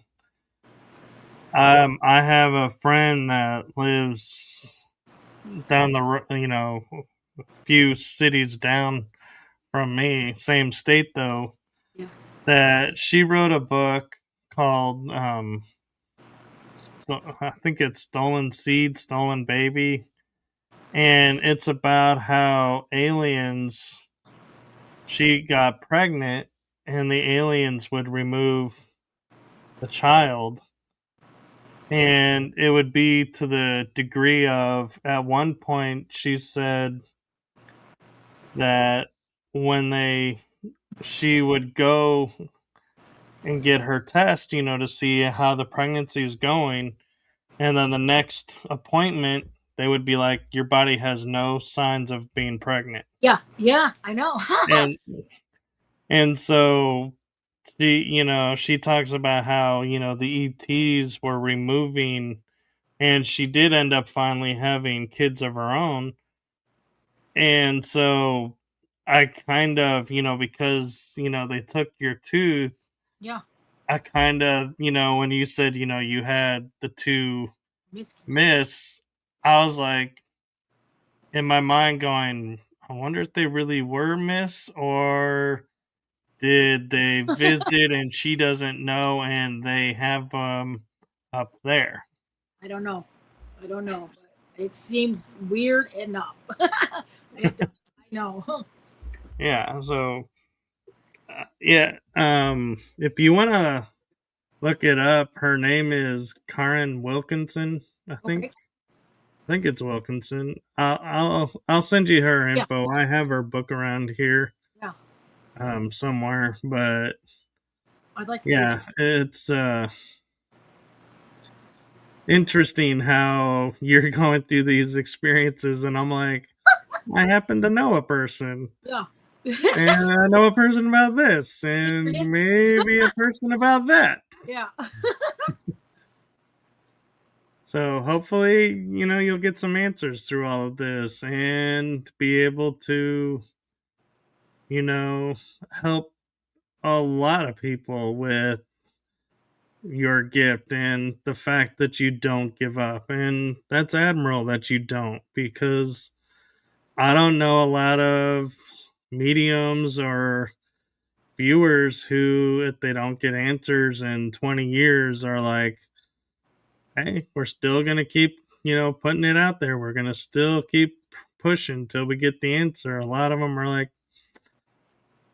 I think it might be, time to just accept what we don't want to accept and move on. And it's like, it's unfortunate, but, it's also, the case, like they'll say, you got to look at, with limited resource and time, where do you put the focus? If you're spend like 10 years actively with no answers, you got other cases, to look at. It's like, at what point do you say, we truly gave it our all, Yeah. and unfortunately we just can't solve this one, versus,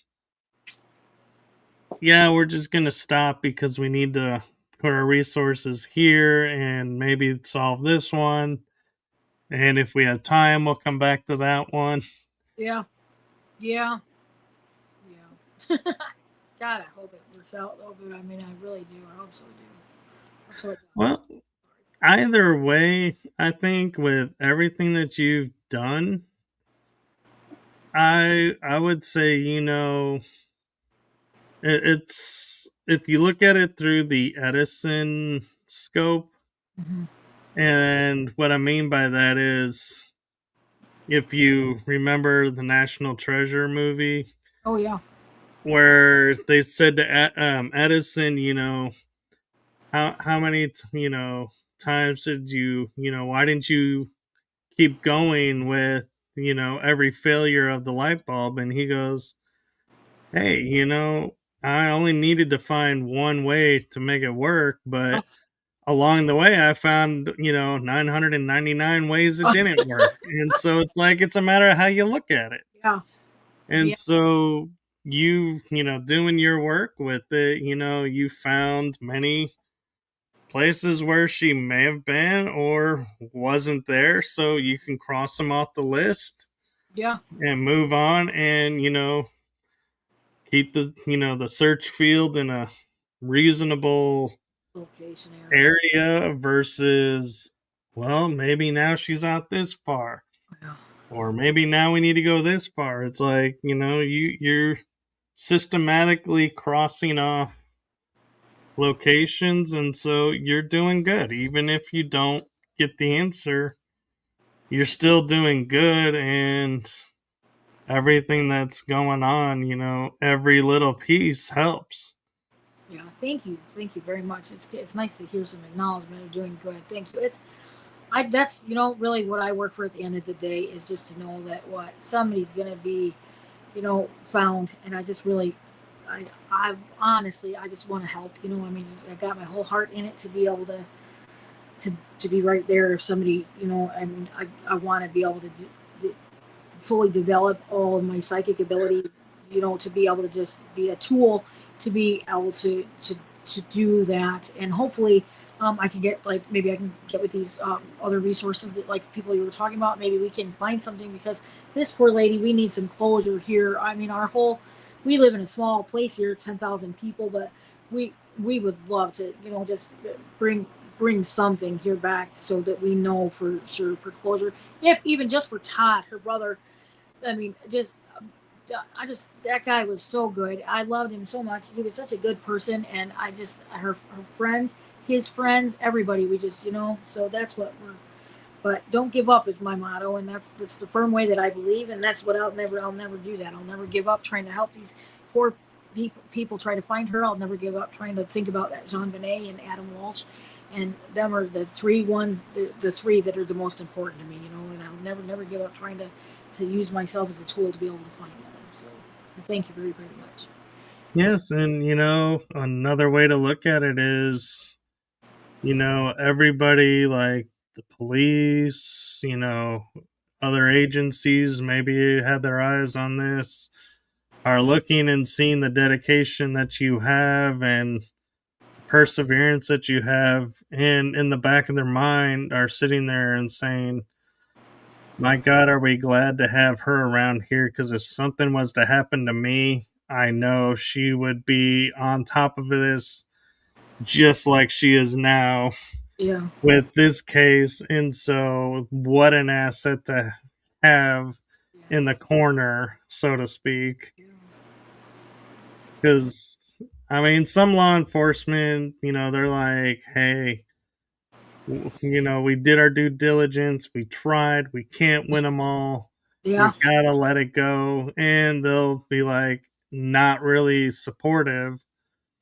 But then when it comes to their turn, it's like it switches and they may reopen because they're like, hey, you not giving up on me Yeah. saved my butt. Let's relook at this case. Now we're gonna look at this differently. And so you never know. And so yeah, it's good that you don't give up because you never know what's gonna be the thing that you may help in another case that brings everyone's attention to this story, and resources are put back on it that were maybe taken off because of the timing, and new technology may come up and resources be put into that and bring that in that could help. And so there's a number of infinite possibilities, and so yeah, just I like how you're open to them all, and you're not sitting there like going, no, she's alive. Yeah, She has to be alive. No, I'm not going to accept the other one. yeah, And so that's the right way I think to approach it personally is, it's unfortunate you have to think that way, but if you don't, yeah, then, like you're saying, there may be like evidence you'll find on dirt somewhere that says, oh, this is the final spot. But if you're dead set she's alive, you'll be like, nope, that's not what that means. And you'll just keep going. And it's like, closure moment missed. yeah, yeah, yeah. God, I hope so. I hope we have. I hope we don't get that part, but I really hope it is closure moment safe.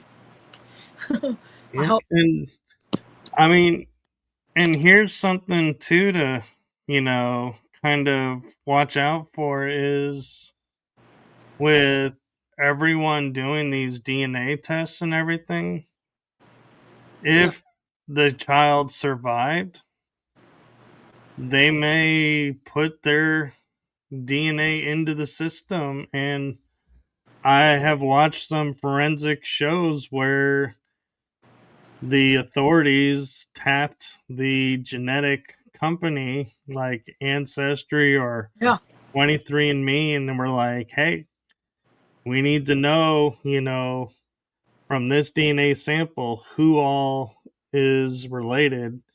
And they go and they look at who's new and young and be like, could this be? And they find people that way that were deemed missing because the DNA doesn't lie, so to speak. But yeah. now that I hear DNA can change, it's like, well, then I don't know what we do in those situations because it's like, well, if the DNA's changed, then what good is a sample? I guess, can you do it off an old sample or need a new one? Because she's obviously been through trauma. So is the DNA still valid? That's an interesting question. Yeah, that's what I was wondering too. It should be. I would hope it should be. But now they have like extra sensitive types where they have like the vacuum. They can lift, just run it over a pair of pants, and it'll like suck it up in a vacuum, and they'll be able to tell that way. So we didn't have all that stuff when she was missing before. And interestingly enough, it wasn't until 2008 Todd had come back here to Mendota for a little bit in September for her 20th year of missing, and he had a speech in the at our fairgrounds, and there was an FBI agent, and they took fingerprints at that time. So that was 20 years later when they did that. That's when they finally did that's when they finally did Yeah, that. and Shallen Willow Roots, she came in late to the show. Yeah, She's asking, she says, I missed. Who is she looking for? So, do you want to put the bag up again and share the name? yeah. This is but Veronica Blumhorst. She is missing since September of 1990 from Mendota, Illinois 61342. So if you have uh, any resources or anything like that, that's who we're looking for.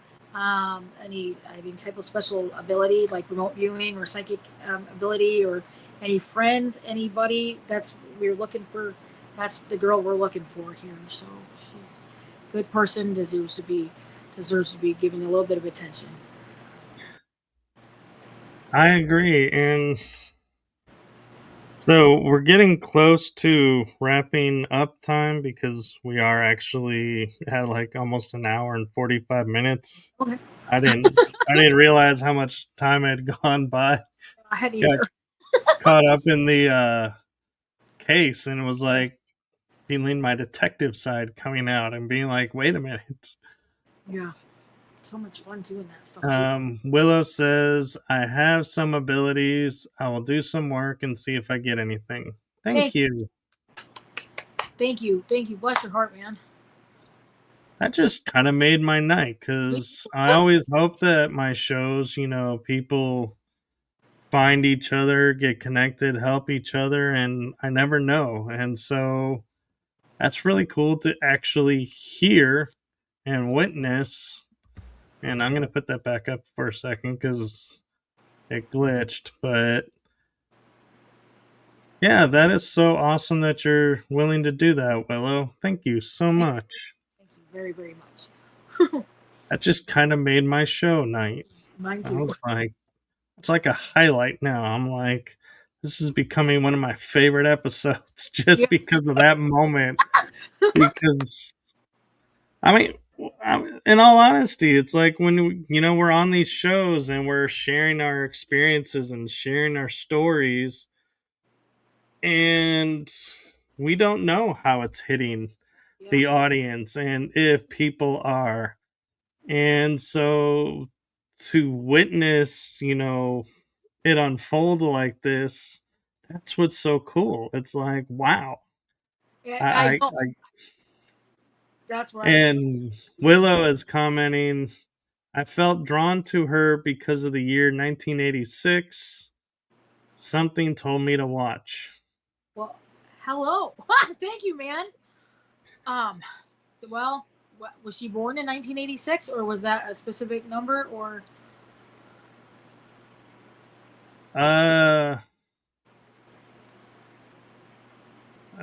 think, did we mention something happened in 1986? The alien encounter. Oh, Yep. she says yes, born. Synchronicities, then. Yeah. Nice. Or as my friends, we like to call it, soul family coming through. Yeah. Like, oh, and Willow says I've had alien encounters, so yeah, nice. I have too. So welcome to the tribe, and so appreciate you. And I will make sure you two, because Willow just sent me a friend request, and so I just connected with her. And so I'll make sure to put you two together as well and see what unfolds for you all. And I will kind of take a back seat because too many hands in the cookie jar, in my opinion, kind of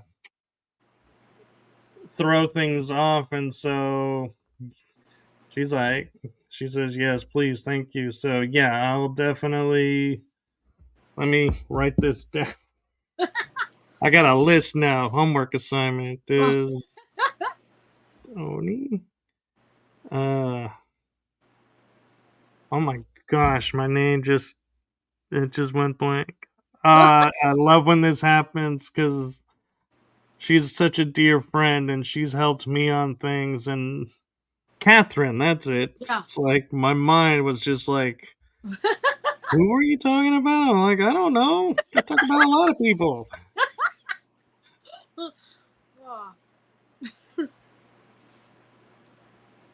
And so, yeah, I'll so that's 3 people I'm supposed to put you in touch with, right? Yeah. Yes. Okay. Want to make sure I'm not missing somebody. Oh, we're doing good. We got a thumbs up. So before we go, is there anything you want to promote that's coming up for you, or anything you want to share with everyone? You want to kind of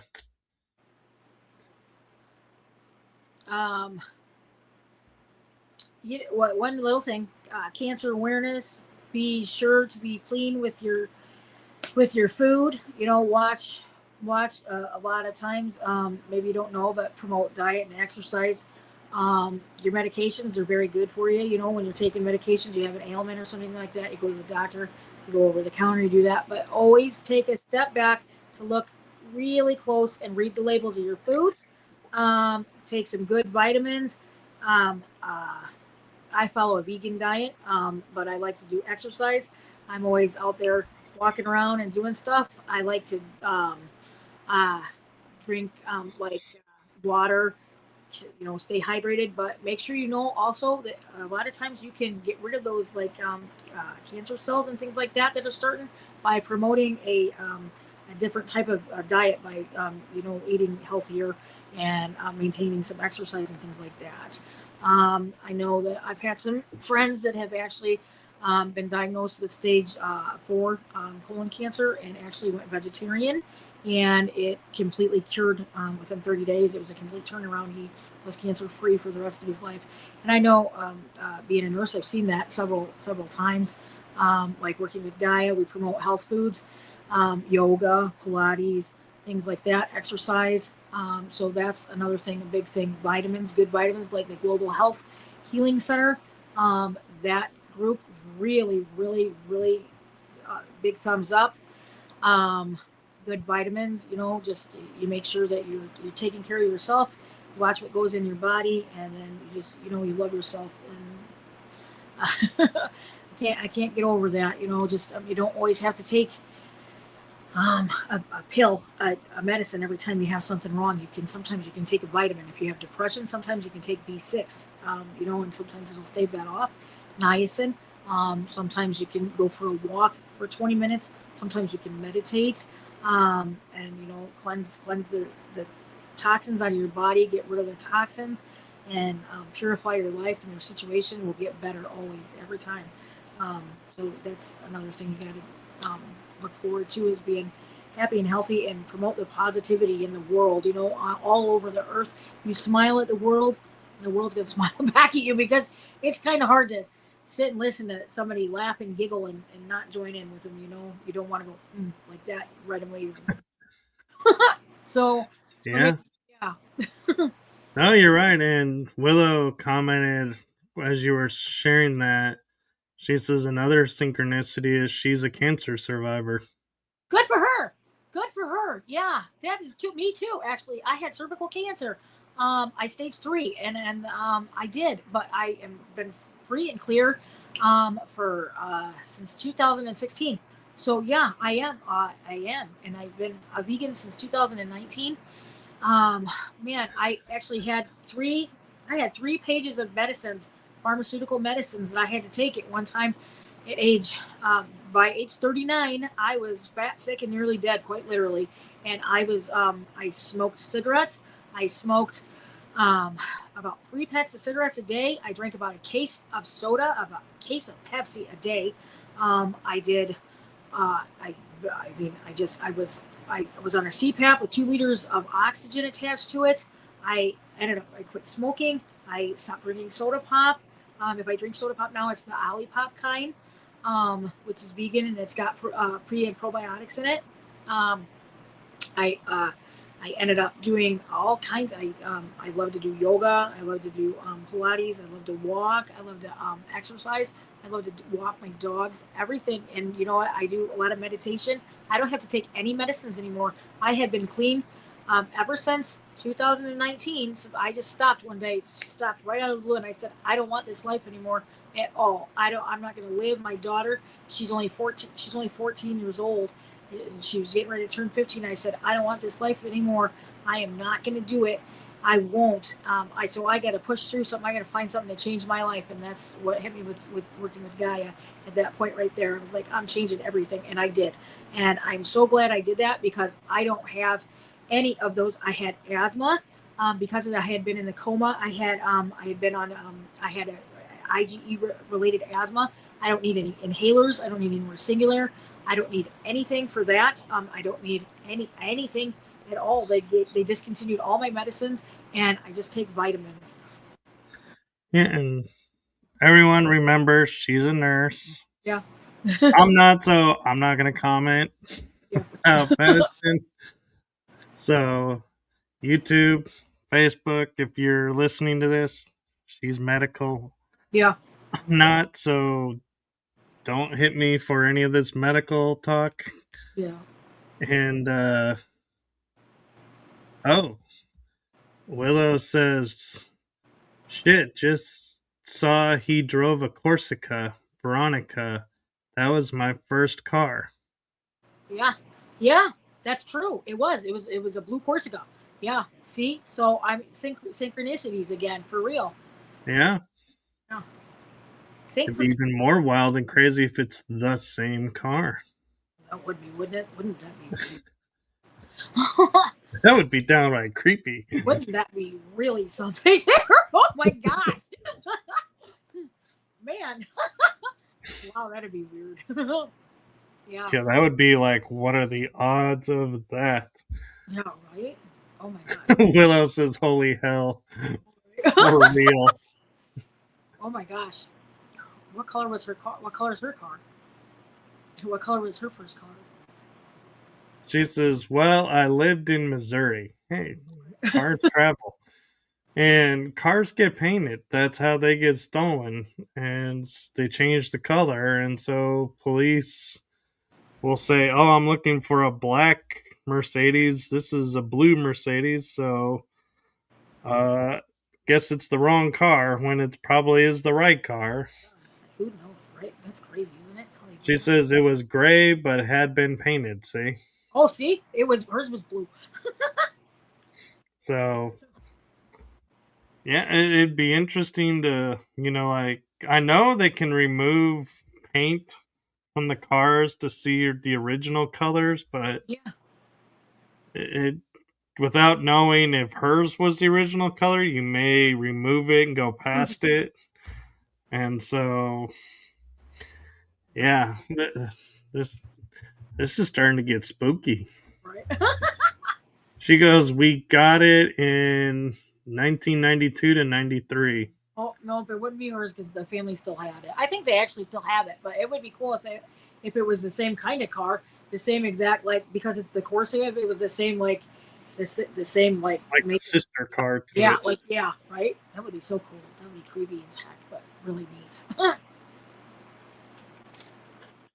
Wow. And you forgot something. I did. What? You mentioned, she says hers is a hatchback. I don't remember if hers was or not. You mentioned in the bio you sent me, the last sentence is, I am going to be on Ancient Aliens. I am. It's coming up soon. I'm working with Ron James from MUFONand, Mutual UFO Network. He's a media producer with them. So I've been anxiously. They just pitched another show for Gaia, but it didn't materialize. So they didn't want to do that one. So I'm on the short list. I'll be getting my own show or co-hosting with somebody, but I get to be on Ancient Aliens soon, and that's coming up. Should be within this year in the next couple months. So that's something that I'm super, super, super excited about. It's going to be great. I can only wait, and I get to tell my alien story about that, and then like my blood type and things like that. So that's what we're going to be talking about. That is something extremely unique, and I don't know, but I can't be more excited about that. That shows the love of my life and always will be for forever. That, and back in the day, Hangar 1, that was really, really, really but yeah. My friend William Henry is on Ancient Aliens. Yeah. I know. I can look at. I know. And David used to be on there. He would appear every once in a while, so that'll be an interesting, tribute for you. And Willow is commenting, I went to the Alien Con in Baltimore in, what year? 2019. And she said the Ancient Alien cast was there. Yes, I see. I do. I know a couple people that have been there. I have always been at work. I have never actually been able to get the time off because something has always called me into work. And I'm even Josh Gates. I wanted to go see Josh Gates, and I couldn't even get there. Every single time, I have always been called directly into work, and I'll never forget it. But I'm like, I sit around and I get these tickets, I buy this stuff, and I get nothing. I'm always called into work, and I'm like, I don't know what. And then I go, you know what? Well, just we'll stay positive about it. It's gonna happen sooner or later. I'm a pretty good person, so I can't be. My karma is just really out there, and I shine through with love. I do in helping people. So someday it's gonna get here, and so I'm really positive about that. So it shouldn't be too much longer. I did just get another email from Ron James just like 2 or 3 days ago. It said, don't give up. It's just, you're on the short list for a bunch of projects, and it's going to be soon. So I said, okay, Yeah. soon. It's comical you say that, because here's a synchronicity twist for you. Yeah. I had a psychic on my show last night, and we were talking about how she's in Texas, I'm in Texas, and we're both paranormal investigators. We both have investigated similar or same locations, but we've never been able to investigate together. Oh, yeah. Every time we plan on it, every time we're like, "Oh, you're gonna be at this event. I'm at the event, and then I gotta leave Oh, because I'm not staying the whole night." why? And she's like, "Oh, I just arrived, and you're leaving," and it's like, oh, and so we kept missing, and so we told each other, we're like, we got 3 opportunities at least this year. Yeah. We're like, we've got to be able to figure out a way to connect, and it's like it's gotta happen. We've Absolutely. got to make it at Yeah. least this year or next year. Yeah. It's like this is getting too funny that we're like in the same state, near each other. It's Yeah. like we're maybe like a city or two apart, and we keep missing each other. Yeah. And I'm drawn too, right? Because two heads are always going to be better than one. Oh yeah, and it was funny because she had been on my show previously as one of the panel guests about the Warren Legacy Oh, wow. Foundation. And so this was our first solo appearance, just us talking about her work and what she does. And it was like, it was just kind of funny how we sat there and all of a sudden we're like, yeah, have you realized that we have done this and this? And we're like, yeah, and then there's this, and oh my gosh, we really need, it's like, yeah, and it's like, wait a minute. Yeah, I know. Yeah, it's always two heads are working better than one. God bless you guys. I hope you actually get to hook up and then get doing something like that. Maybe this next time then. Yeah, I mean, she, and what was funny is she spoke at an event, but I think it was like 2 years before I heard about it and got there. But it was like talking about like things, and she's like, yeah, I know what you're talking about. I spoke there. I Yeah, was like, what? I'm yeah, like, how did I not know all of this right. stuff? And it's like, man, so yeah, the world works, so it just goes to show, no matter how close or far apart you are, Yeah, when the timing's not right, your paths will just keep yeah. being separated. But when the time is right, it's It, everything's just gonna fall right into place. So I know your show will happen, and it'll be the right way for you. And if you have to have a co-host, I'm sure the right co-host will show up oh, and help get it started. yeah, And best of luck to you with everything. And I will get you those names, and one of those being Willow. I'll yeah. make sure. Willow, send me a message tomorrow if I don't connect you both, and remind me to connect you both, because I have a wild schedule this week of shows until Thursday. And after Thursday, then I'm done with shows. And so I tend to get narrow focused, just getting everything arranged and working on getting next week ready to be like things get missed. And so I appreciate that, Willow, and don't feel bad if you're like message me and just say, "Hey, you told me to remind you." I'm like, "Cool, awesome," you know.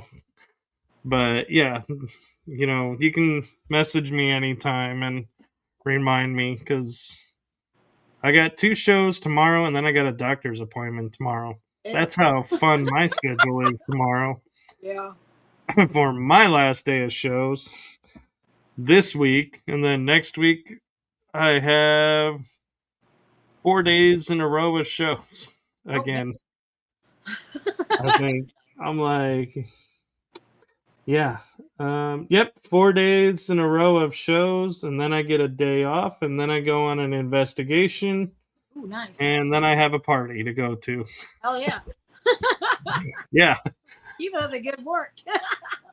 Yep. So thank you, and thank you, Willow. I appreciate both of yous. And it's so strange saying I appreciate the chat room because normally it's just I've not had a chat room like this interaction before, so this is like a really cool first for me. Yeah. Well, thanks. Thank you, Willow. And so I normally say this just to my guest, but Willow, you are welcome to read into this if you want to be a part of this comment. And this message, Shallen, is how I end my shows now is from my heart and the heart of my shows to you. Thank you for what you're doing for humanity. And thank you for being authentically you and sharing your story and your experiences with us. Thank you very, very much for having me. I appreciate you so much, Michael. I did. I was so happy to do the show. I have a lot of love for you, man. Thank you very much. Yes, and I always like to say, when it comes to podcast shows, you never know what you're going to get because some hosts are one way and another way on screen, or they have, a set thing that they want to talk about. And I'm like, I try to be as free as I can and open the floor to whatever. Yeah. And, make it less stressful and more, just like normal conversation so people can relax and not feel pressured like, oh my god, I'm on screen. Oh no. So I just want to say thank you for trusting in me and choosing my show to come on, because I know everybody has a choice, and so I appreciate the fact that you said yes to my show. And with that being said, I hope you'll come back on and keep us updated with everything. I would love to, man. I absolutely would love to. I know I will. Well, thank you. Thank you, Willow. Thank you to everyone in the chat room. And with that, we are going to say goodbye, because if we don't, we may end up being here for another hour or more. Yeah. And I know Shallen's got things to do. I got things to do. And so thank you all. Have a wonderful night. And I will see you all tomorrow morning for a show at 11 a.m. my time Central, and another show then at 1:45 p.m. Central Time. So at least I get a little break in between. So don't forget to like, subscribe, follow along my channel to see when Shallen will be back on. And do you have a website or anything you want to promote out? You can do Shallen Gross UFO and stuff .xyz. Also, you can follow me on Facebook, Instagram, X, Blue Sky, and LinkedIn. Wow, you're everywhere. Oh yeah, I get around. I'm busy. Yeah. Well, I'm glad we connected, and let's see where this goes to in the future and what answers and what mysteries we can unfold. Oh yeah. All right. Thank you. Thank you very much, man. Thank you. And with that, it's time to start the outro. Fingers crossed. Oh, I say that because sometimes it'll start on the cell phone, but not on the computer. So I got to stop it and restart it. I see. So that's why I say fingers crossed. Well, we'll see if this one starts right this first time. All right. Good night, everyone. Thank you.